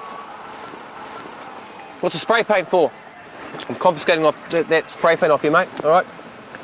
Okay? Oh, there's a got dirt on them. Jeez. The check on Kevin reveals a serious criminal Cool, yes. record, but there are no Okay, do me a outstanding favour, eh? charges. Don't be hanging out around here, mate, okay? Because every time I see you, I'm going to stop you, all right? Okay?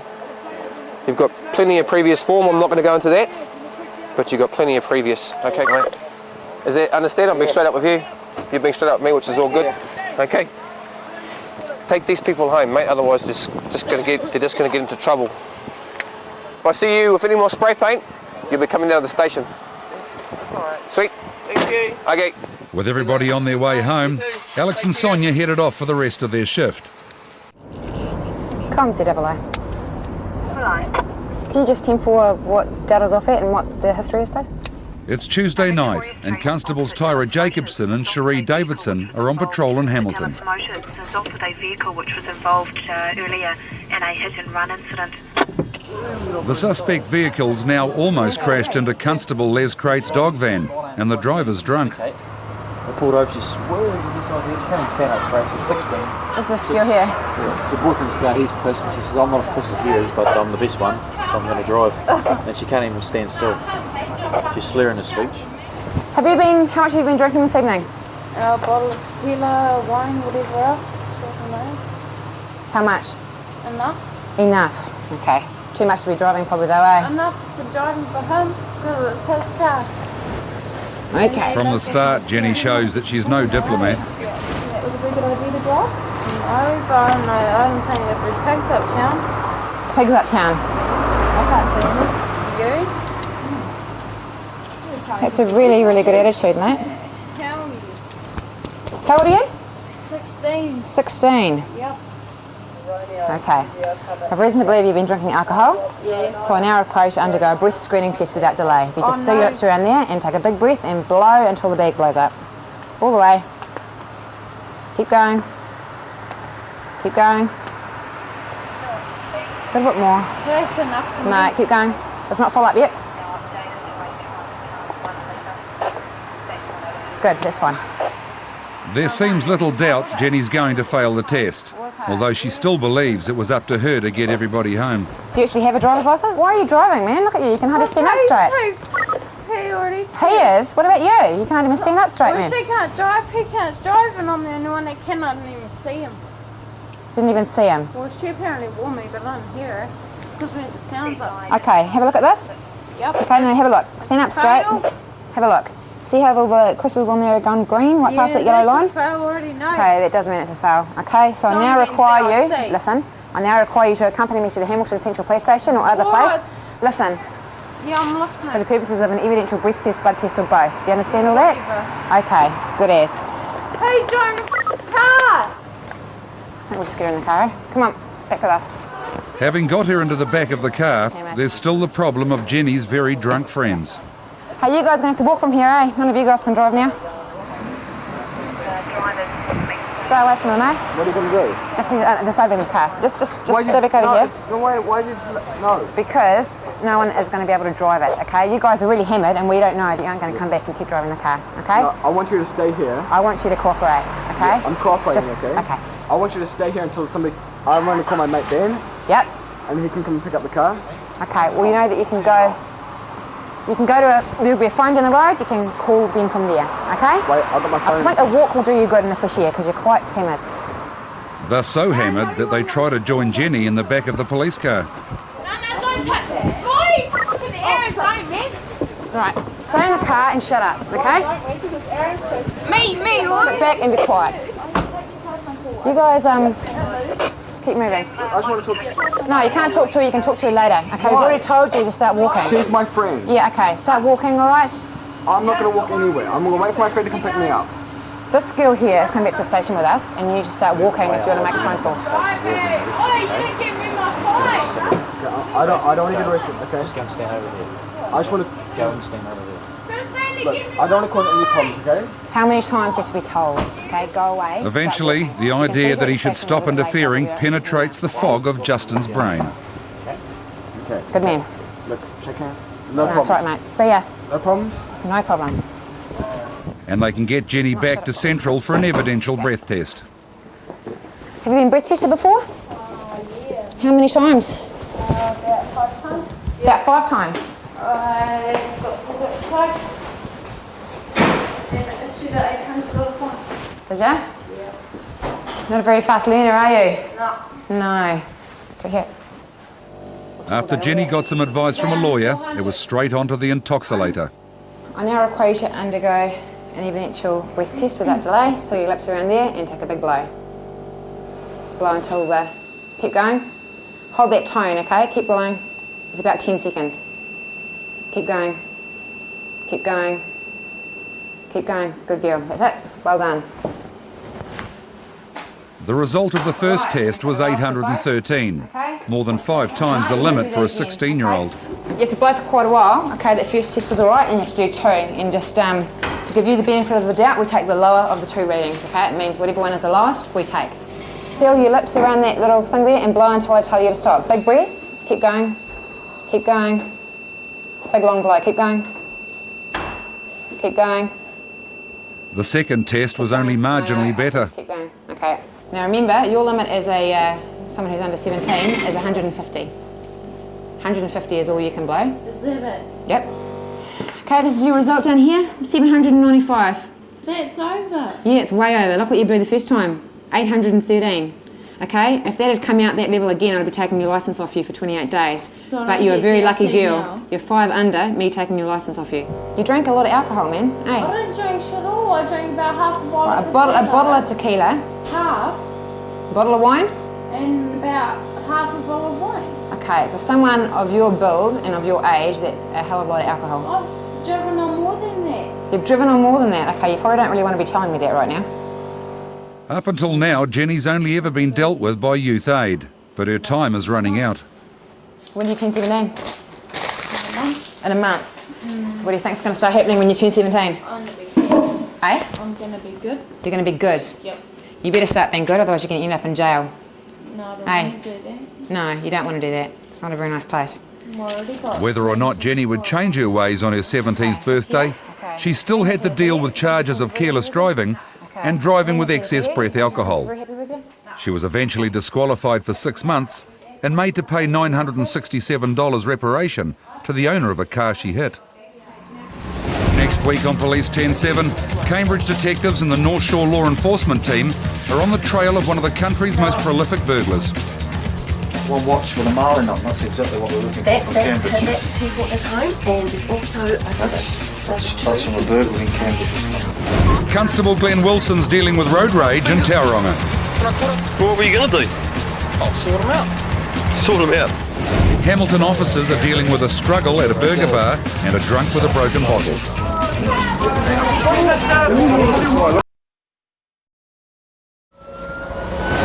Tonight on Police 10-7, Cambridge detectives have come to West Auckland to catch a thief. How did you get out so early? Because he's done a straight thinking course. And he proved to everybody he had changed. Man, he had changed. We're out with Glenn Wilson in Tauranga, chasing a guy who's trying to run another car off the road. Is it called fingers? When I caught up, what were you going to do? I'll sort them out. Hamilton officers are dealing with a drunk with a broken bottle, as well as a guy who's willing to fight for a hamburger. He works here. He honestly got a job to do. Have come to Auckland to serve a warrant. One of our soccos attended these, the latest Whangamata burglaries, which were Wednesday night. There was 10. With the help of the North Shore Waitakere law enforcement team, they're hoping to catch one of the country's busiest burglars. What house we're going to is a prolific burglar with a lot of histories. Got over 70 burglary convictions. He breaks into houses and while occupants are home and asleep, will rifle through the house, take cash, credit cards, wallets. Ricardo Jones has just served 3 years of a 6-year sentence. He's currently on parole, having been released on the 17th of April. Suddenly, the burglary started happening again, and just an action replay of 4 years ago. Just had to be the same person. Just a female. What's this for? Hi, just from the police. Pat Burke's one, eh? Yeah? Yeah. Oh, we've just got a search warrant here. We'll just come in. Is here? No, Where is he? I don't know. He's out somewhere. So he's out working again tonight, is he? Well, I don't know, honestly. I know he's just gone for a drive a minute. He rang before and said he'd be home later. That's all he said. When did he ring you? Pardon? When did he ring you? About 5 o'clock this morning. Where was he then? At the end of the motorway. Heading where?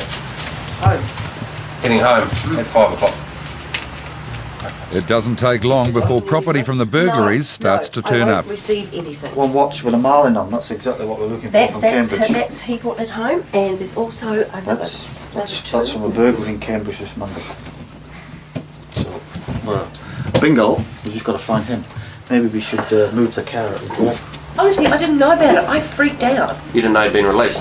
I knew he'd been released. Yeah. Because I had to go and pick him up. And he was released earlier than what he should have been. But I didn't know he was doing what he's doing. How did you get out so early?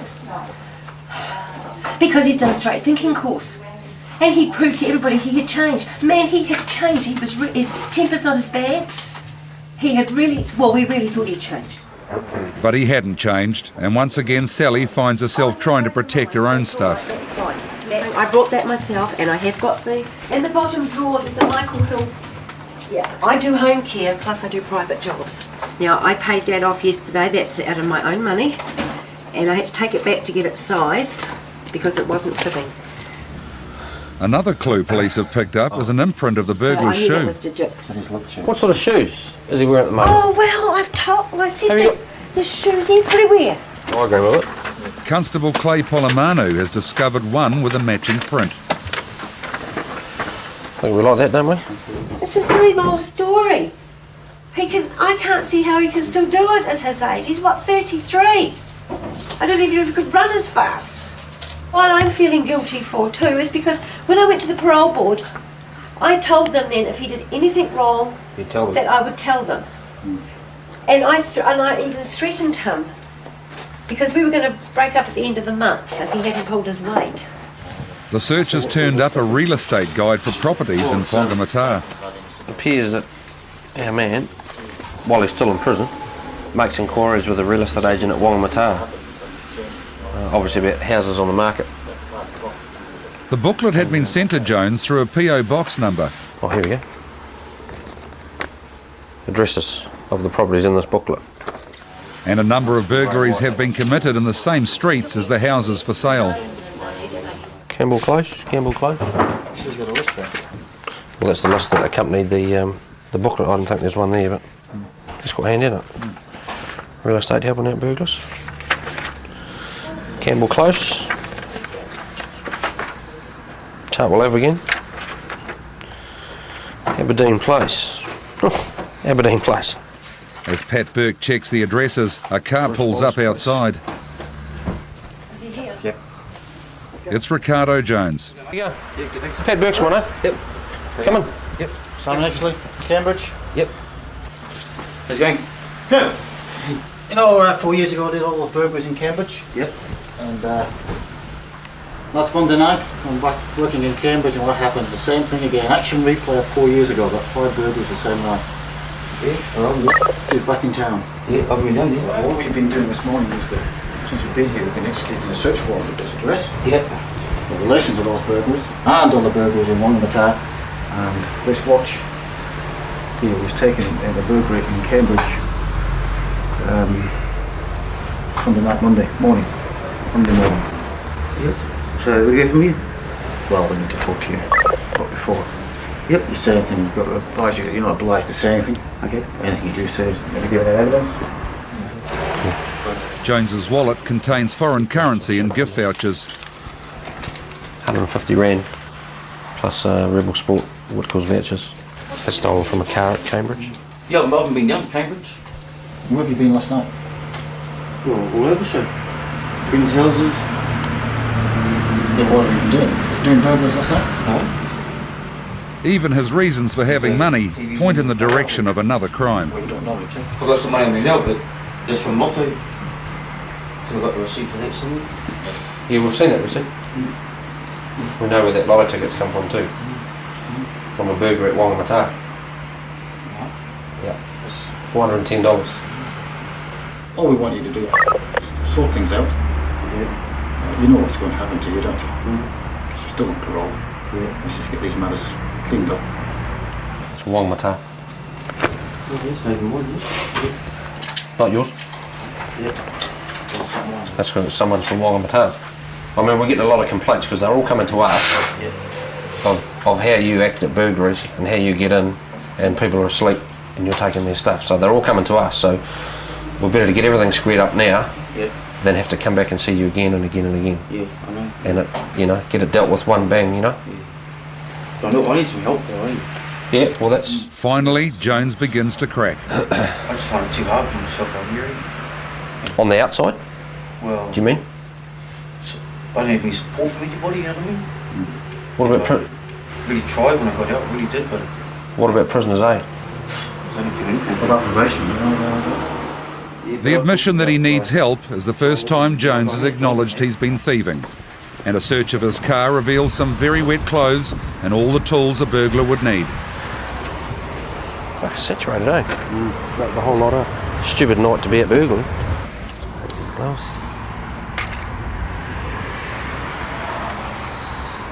Tools of the trade.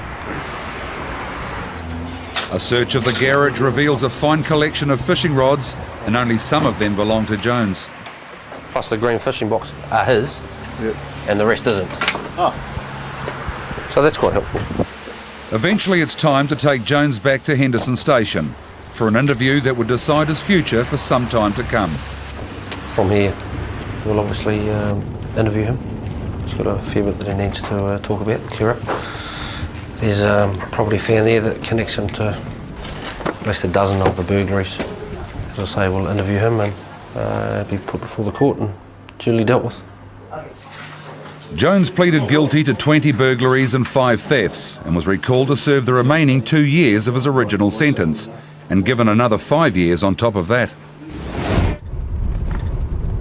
Got a little bit stuck, bro. Doesn't look like the car should be anywhere near a road, but...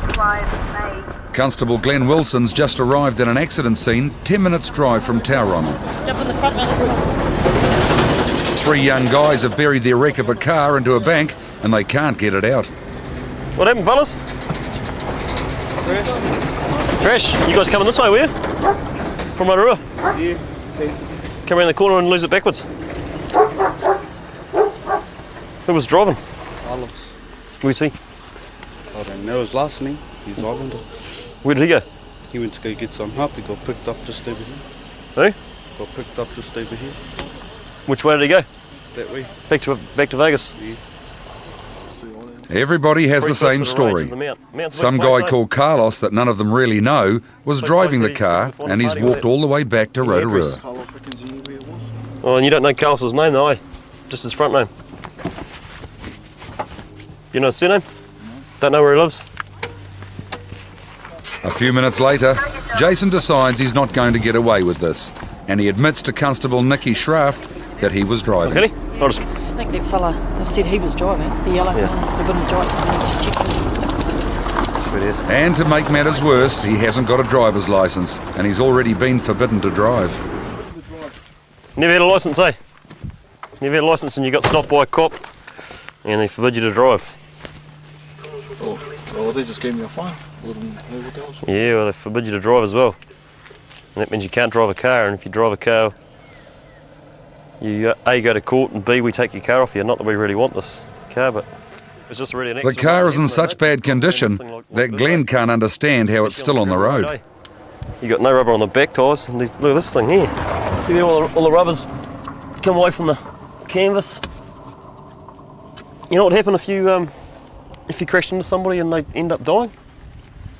You would probably go down for manslaughter. Yeah, exactly. Driving a car like this is so dangerous to be on the road.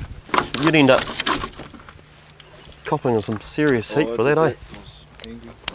Even more surprising is the fact that Jason paid someone for the car. Where did it come from? It's obviously not no one's pride and joy. It's obviously a wreck from somewhere, but where did it come from? Oh, my mate.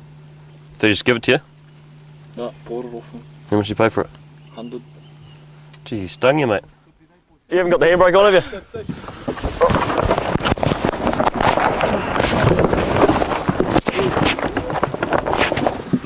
It's lucky the crashed into a bank and not someone else. The car was moved off the road to wait for the tow truck, and police began to wrap up the scene. You know what, mate? Go on, let's go, eh? And just process you for your driving whilst forbidden, okay? Is that a total? No, just down here in Gretton, yeah, just down the bottom of the hill. How are they getting? Are they? Oh, I think they're going to be walking, I think, yeah. Oh no! With Jason's mates on the long road back to Rotorua, Jason gets taken off for processing at Gretton Station. He pleaded guilty to charges of careless driving and driving while forbidden. He got 80 hours community work and a $200 fine. And Glenn Wilson heads back on the road, chasing a driver who's been accused of road rage. Comms H28. You got a complaint forthcoming? Another driver has called police on his mobile phone to complain that he's been chased all over Tauranga by a guy who seems determined to run him off the road. What have you been up to, Dylan? I know why I'm getting pulled up. You do? Yep. Tell me about it. Because he pulled the fingers. When I caught up to him and told him to pull over, why did he do a stupid thing like that? He just wouldn't stop. Dylan, the driver, is claiming provocation. He's got no right to overtake me on the Hunt Bridge. Well, what are you going to do when you caught him? Well, what would you do, boss? I can't ring you. I've got no cell phone. Well, what were you going to do? I'll sort him out. Sort him out? The only way to sort this out is back at the station. And by the time Glenn gets Dylan back there, the other driver is already telling his story. Tried cutting me off in there, like putting his car across the road again. I managed to brake and get out of that one. So at least a couple of times he's taken you on the inside and tried to swerve into you, yeah? It doesn't. It doesn't? It doesn't, because we came back and I said to the guys then, I said, what do you think we should do? We can't take this guy back where we live into the neighbourhood because he's not going to stop. Craig claims that he's been driving around trying to shake Dylan off. This other guy. But in Dylan's version of events, it's Craig who's had the problem. Yeah, so you passed him... I'm beside him before that roundabout. Okay, why were you passing him then? So I can get a good look at him and say, what, have you got a problem, mate? Yeah. So he did the bogey, so I think he's got a problem. So I followed him to Tortola Street, all the way to the Mount Central. He just turned around to the front of the Mount Police Station. He's done a U-turn and taken off again. I told him to stop, see what's the matter. Come on, mate, sort it out. I only want to sort it out with the driver, none of the passengers. The female in the back was probably scared. So if he had stopped, you probably would have given him a clip? I reckon I wouldn't have given him a clip, but if it went to the point, maybe I might have, yes. Yeah. Either way, it is Dylan who has the problem now.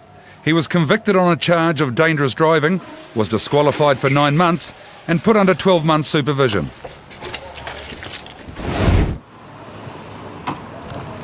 It's late on Friday night and Hamilton police have been called in to talk to a group of drunks in the middle of town. Hey man, good night. Just having a check up town, was walking up and down town. Oh yeah? Busy up there? Oh, no, outside of being right up. I'm just started from down Peacehaven there and just making my way up there. Do you know this guy? No, just met up with his Well, Constable Paul Vanderzee's talking to one of the group. A few metres away, another young guy suddenly pulls a broken bottle out of his pocket.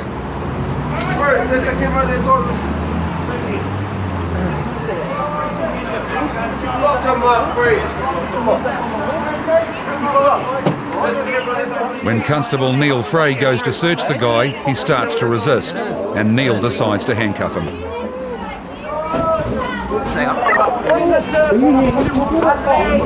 Got it.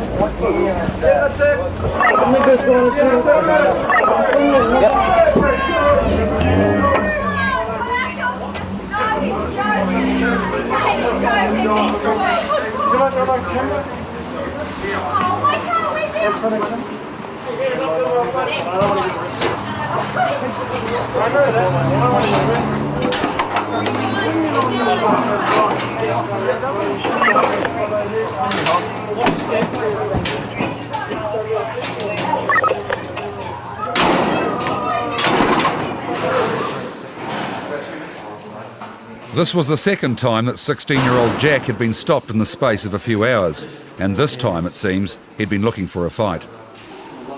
Sooner or later, I'll get that followed first. Doesn't matter if he arrests me for tonight or next night or next week. I'll keep those niggas off, stab them in the face, make sure that. What's Mum's name? That sort of attitude as to why you're here, buddy. With Jack about to be treated to a few hours sobering up in the cells, a call comes through about an assault at a nearby Burger King.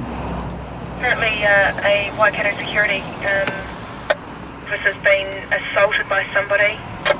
So they're trying to restrain him at the moment. Yeah, just got a Ford Laser leaving Burger King quite quickly now, heading down towards Tristram. As the van approaches the scene, they see the suspect vehicle speeding away. Apparently the offender has arrived in this vehicle. Looks like his mate's done a runner. And Constable Mark Bartram goes to check out why they're in such a hurry. Hey mate, how are you? Want to turn the car off for me for a sec? What are you taking off away from Burger King so quickly for? Oh, this guy's waiting my mate, the security guard there. There's this guy, we went into Burger King, Yep. and the security guy came up to our friend. We went in there and he said, leave or something. What did he say? Oh no, then He just came up and Chris went to go walk like that, and the security guy grabbed him, pinned him down, like slammed him on the ground, Yep. and started being very aggressive. Yep. And Chris was like, what are you doing? What are you doing? And he said, I don't know what happened, but then he started going really aggressive and throwing him around and stuff. He said, I've got you under arrest, I've got you under arrest. What did, is it Chris, is it? Yeah. What did Chris do to the security guard first? He went up to get a burger, he goes, I'm going to get a burger, and he goes, no you're not getting a burger. Okay, just wait there, eh? It's just up there. Is Chris up there, is he? Yeah, Chris up there, the security guard's giving him a hell of a time. Back at the burger bar, Chris tells Sergeant Morgan Coutier a similar story.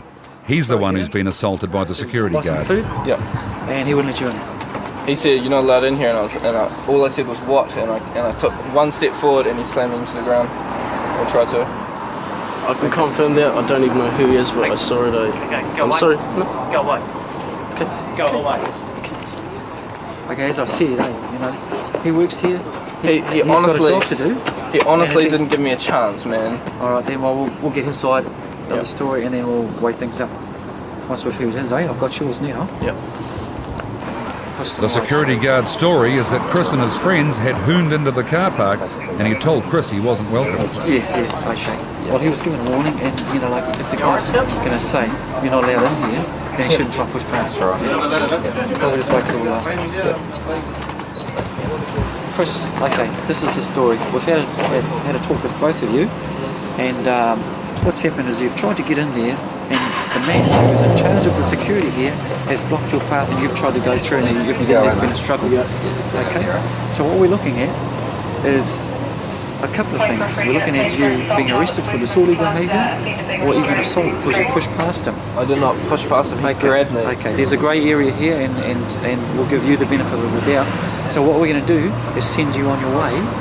But what I want you to do, Chris, is apologise to that guy for whatever struggle happened because there was some kind of violence here and then you need to go away and not come back here. I appreciate it. Alright? You already have a book and a job call.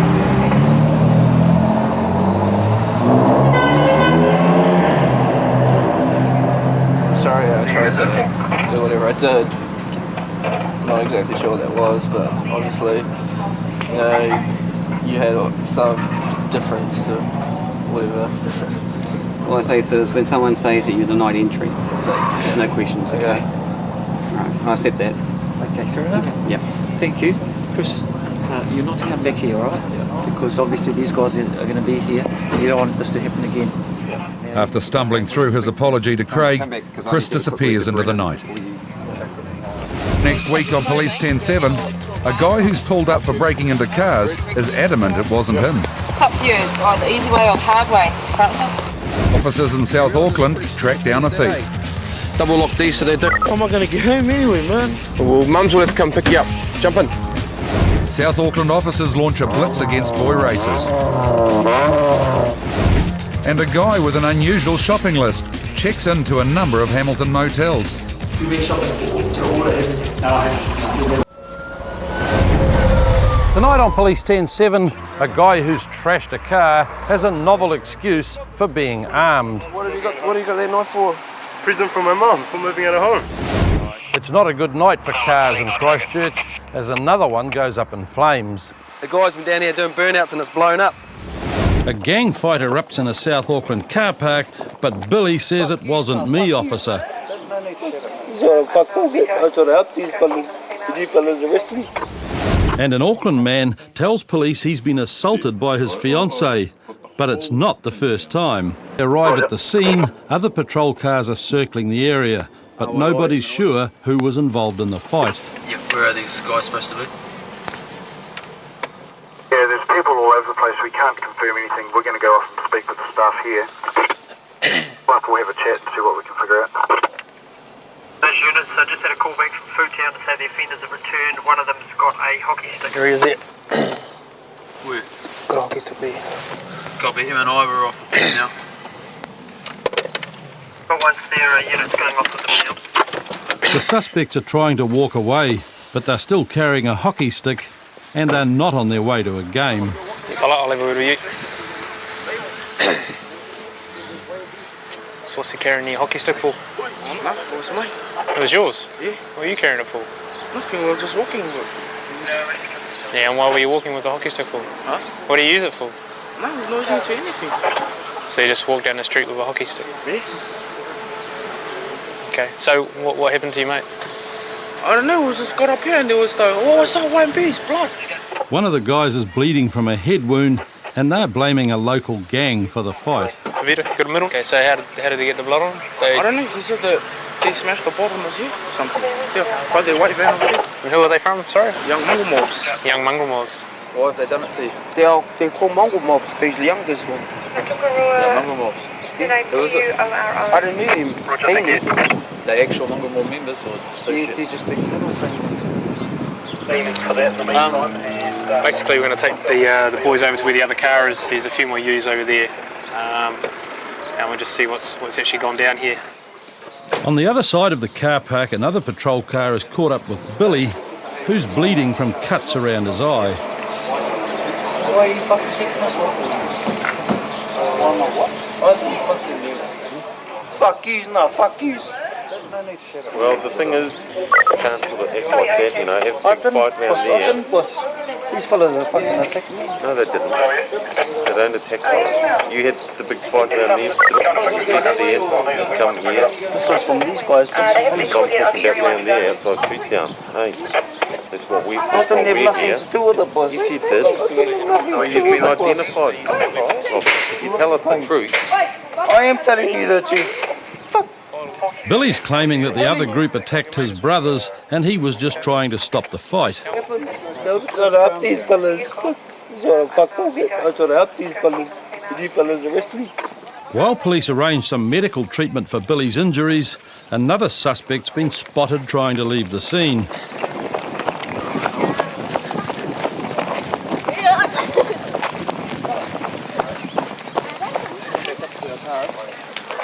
You guys go home. Sorry about that, officers. After everybody had had time to catch their breath, Gordon got to tell his story, and like the others, he's claiming he didn't throw the first punch. What's happening? What's happening, bro? What's happening? What'd you do? Walked up, bro. I ain't afraid of your weapon. Yeah, you're not afraid of his weapon? So what'd you do? Just hooked him. You hooked him? What'd you have in your hand? Nothing. Nothing. Ask him, he knows. Gordon's mangled hand needs treatment, but he's not keen to go with the ambulance. I mean, I don't have to take you to hospital for it, but otherwise you'd see a doctor or go one of those local A&Es, unless these guys aren't, Just go and see my local doctor. Yeah, when?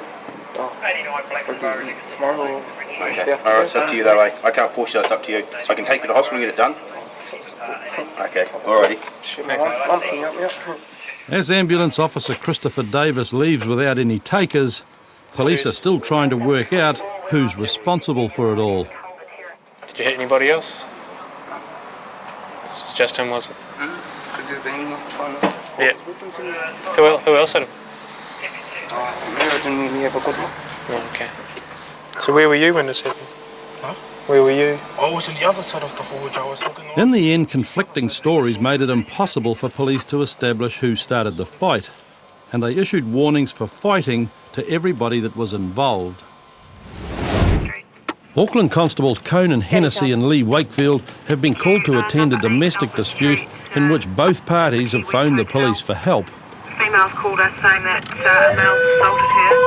We've also had the male on the line stating the same thing. They're both 1K. The 1K call means that both complainants are drunk or under the influence of drugs.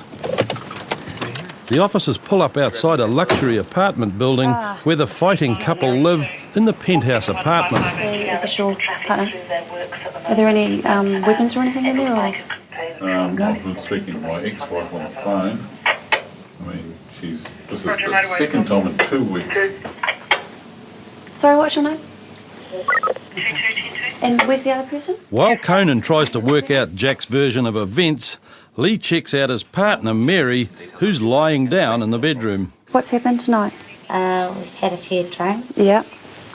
And in self-defence, I hit him. In self-defence, he hit me.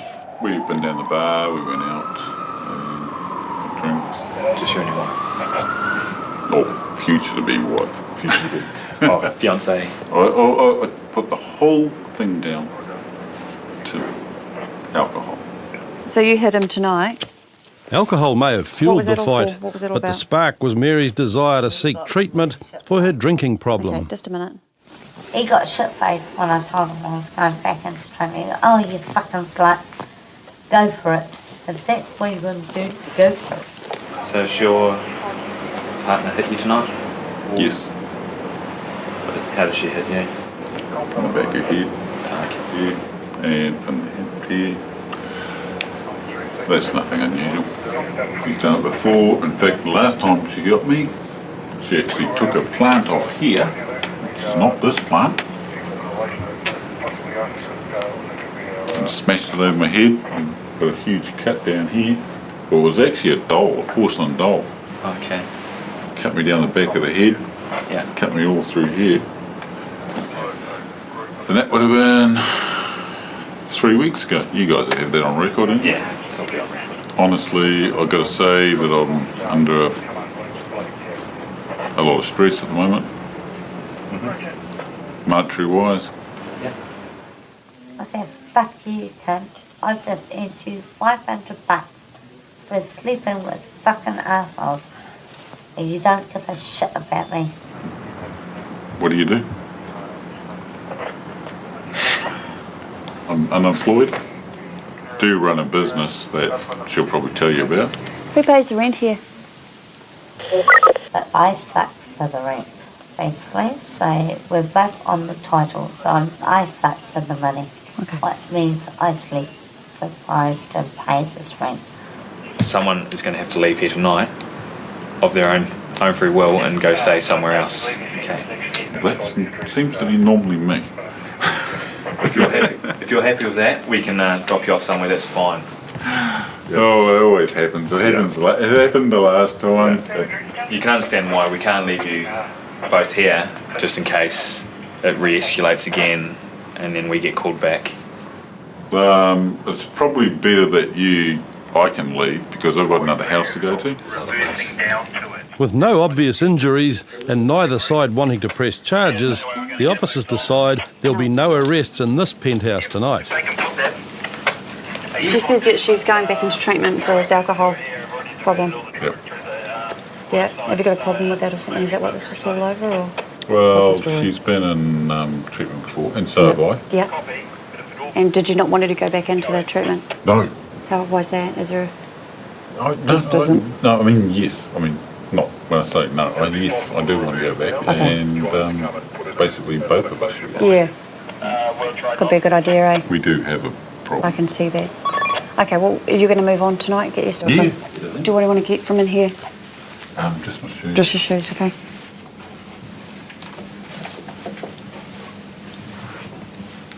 Do you want to take those out there and put them on? Yeah, if you could just go out of the room.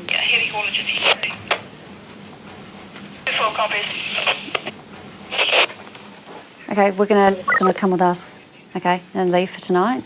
But it's all been a bit much for Mary, who's fallen asleep. Yeah, comms were offered by parties, no problems. With Jack on his way to his other home, peace returns to the penthouse, for tonight at least. You got everything you need for tonight? Yes. You can't come back, eh? No, I'm not coming back. Good. Christchurch constables Nathan Connolly and Soames Crowther are trying to locate a group of young vandals. Just got a report of... That's mate? Yep. 3 males who have attacked a car with bats or sticks of some sort, and they're now leaving the scene and heading down the road. Where's the car, mate? The car's about 1k up the road, and they admit they smashed it up, but claim it's their car. It's not stolen. Here's the key. Well, how come you ran away? Oh, because we didn't want this happening. Exactly. They say they've only just bought the car, but it's a dud. Fuck this, he ripped us off and might as well trash his car. Told him to go get it, tow it away, whatever, take the records like he's going to. Yeah. So we decided to smash it up. All you up against the fence there? What do you got in your pockets? No, not that like, mate. Turn around and face me, thanks. Just because you've had some weapons and everything, okay? Hey? Oh, we just... The lads agree to being searched. Oh, okay. Do you mind just tipping all your pockets out for us? All right. Just grab. I've got a knife on me, but it's not for that. Hang on a sec, mate. Just sit back there a wee bit, thanks. Not the cigarette. As a present from my mum. What have you got? What have you got that knife for? Present from my mum for moving out of home. Oh, okay. She brought it from the warehouse for $5. Yeah. But you got a wee knife with you, mate. Hey. And it is illegal. What happens if that guy turned up and wanted his money? Oh no, I wouldn't have pulled it on. Well, we don't know that, hey. Nothing else of interest turns up, apart from the knife. Tell me about this car, eh? Brought off my mate for $20 because he's a junkie. And he wanted $20. And He so wanted I gave him $20. What sort of car is it? Mitsubishi Tridia. Oh, yeah. And yeah, it was pretty much crap once we brought it. Cam belt was about to snap, tablets were loose, piston was about flat at the bonnet. Flat tyre at the back, slow release pressure. Yeah. You see you were driving it? Yes. Okay. And you did do a burnout? No, negative. What were you doing? Braking. Oh. It's got a flat tyre. You were being a bit of a goon, were you? Braking, because that's the exact spot I told him he can pick it up from. I got a phone number if you want to get in contact with him. So what's going to do with a smashed up car now? Take it to the records, get $60 apparently. Yeah. Well, so who owns that car? You do? You paid him $20 for it? Yep. You own that car? Yep. What's the cell phone number? So Soames decides to ring up the guy who sold them the car. It's Constable Crowther here, Christchurch Police. How are you? Who? You'd like your car back? Whose car is it? It's your car. The boys are telling me that they bought it off you. You've bought it back off them. For what? Yeah. What, yeah, where's this money? Yeah, mate. Like Where's my pockets full? Okay. How much did you offer to pay for a car? He's saying you owe him another $40. $60 for the car. What do you mean? Whereabouts are you, mate? You don't believe I'm the police? Okay. They're saying they own it and they've paid you for it, which you've already told me that yes, they did buy it.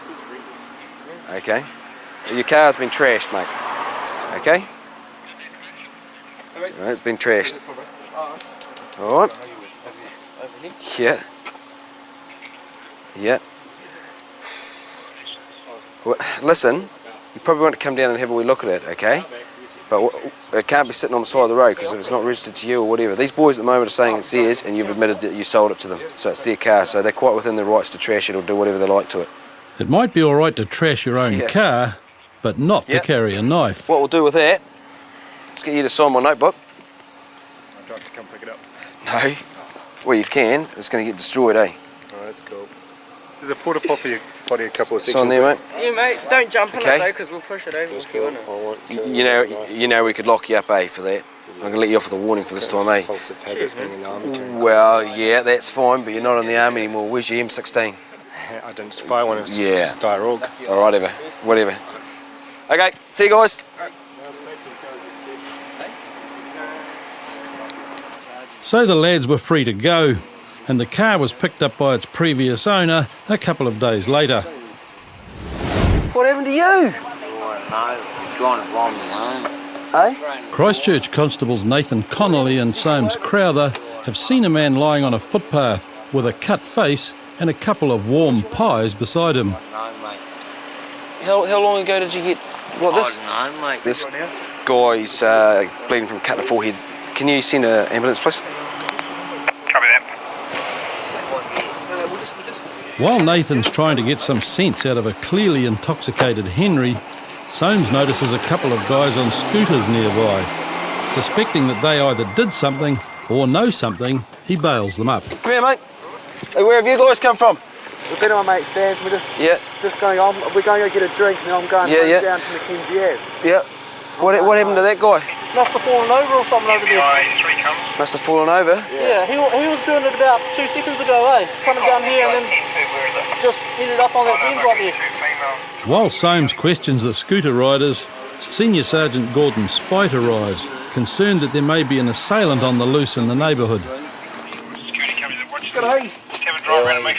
I'm alright. What's happened? I don't know. You don't know? You had a smack in your head. Oh, that's alright. Yeah, it's alright. So you've come down here and you've just stopped here, and had a cigarette, and you've seen him walking down the road. Yep. And then came down here. And he's crossed the road. Yep. And then next thing you know, there he is lying on the foreground. Yeah, but the thing is that we didn't see him actually fall. No. We just kind of turned around and he was gone. And you didn't hear any noises, you didn't hear nothing. anything, see anything? No. Just him and that was it. Right. No, that's good as gold, guys. Cool. All right, we'll leave you to it. If we need to get a hold of you, I've got your details. Yeah, cool. Hey, thanks for your time. So did you just fall over? The ambulance officers soon ascertain that Henry doesn't need stitches and that he's well enough to go home. We'll take you home, eh? Yeah, you want here and I'll show you, mate. Don't forget your pies. The pies, however, are in poor shape. Your dogs might want the pies, yeah. But your dogs might want the pie. Come on. Come on, mate. Take you Yeah. home. How far away down do you live?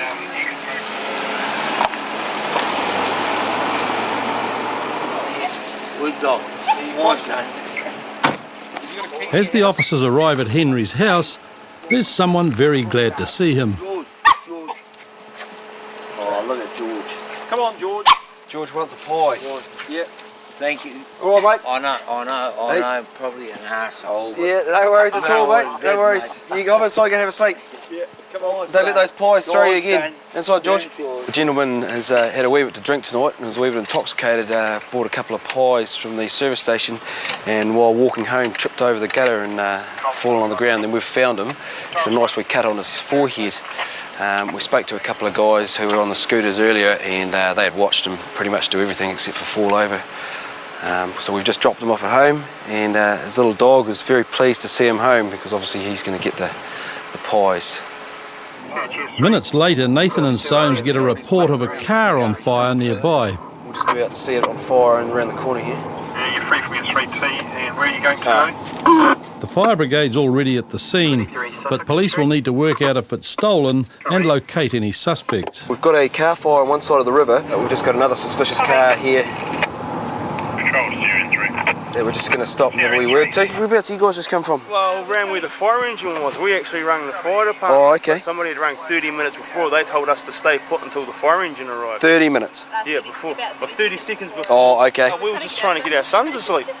Oh, you're driving around? Driving around. Oh, okay. Did you see anybody running away or anything? No, but there were some people dancing around on the side where you guys passed us, and they were screaming their head off. I don't know who they were, but we saw them from the other side.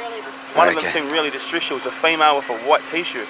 These people who we've just spoken to have been driving around getting their son to go to sleep, found the car fire, rang up the fire brigade, and at the same time they've heard a female screaming on this side of the river, oh my god, but that's about it. So we'll go and have a look at this car and see if we can get some identification off it and see whether it's been stolen or not. As they reach the scene, the fire officers suspect boy racers. The guy's been down here doing burnouts and it's blown up. Is that right? Oh, I don't know, what do you reckon? Well, they said it burst into flames, so I'd say it's more like somebody chucked some fuel. Soames calls comms with the registration number to find out who owns the burnt-out wreck. Copy, if you've got a minute, can you see if you can ring him? That's that car that's been burned out. Lovely. All day. 10 minutes later, satisfied that the blaze is out, the fire crew leaves the scene, and Soames has heard back from the owner. Speaking with the owner, he parked it at the Palms shopping mall about an hour ago and was quite shocked to hear that it's missing. It appears that some offenders have stolen the car from the Palms and driven it down here, where they've subsequently burnt it out and either gone on in another car or just walked from here. The initial reports of the female screaming and that, it certainly hasn't really come to anything. Nobody else seems to know anything more about it, and there's nobody here, so that could be related or totally unrelated. So this guy here, his car's burned out and he's coming down to have a look at it. Next week on Police 10-7, an Auckland driver who's taken out a power pole and several trees has trouble getting his story straight. If we get the wording right, I'll sign it, that's fine, but I don't want to sign something that's not exactly right. You know what I'm saying? Plus, an Invercargill man comes under fire in his own backyard. Boom! So, and where were the guys in this place here? And Auckland dog handlers bail up a guy who's either a clever burglar or a drunk who's lost his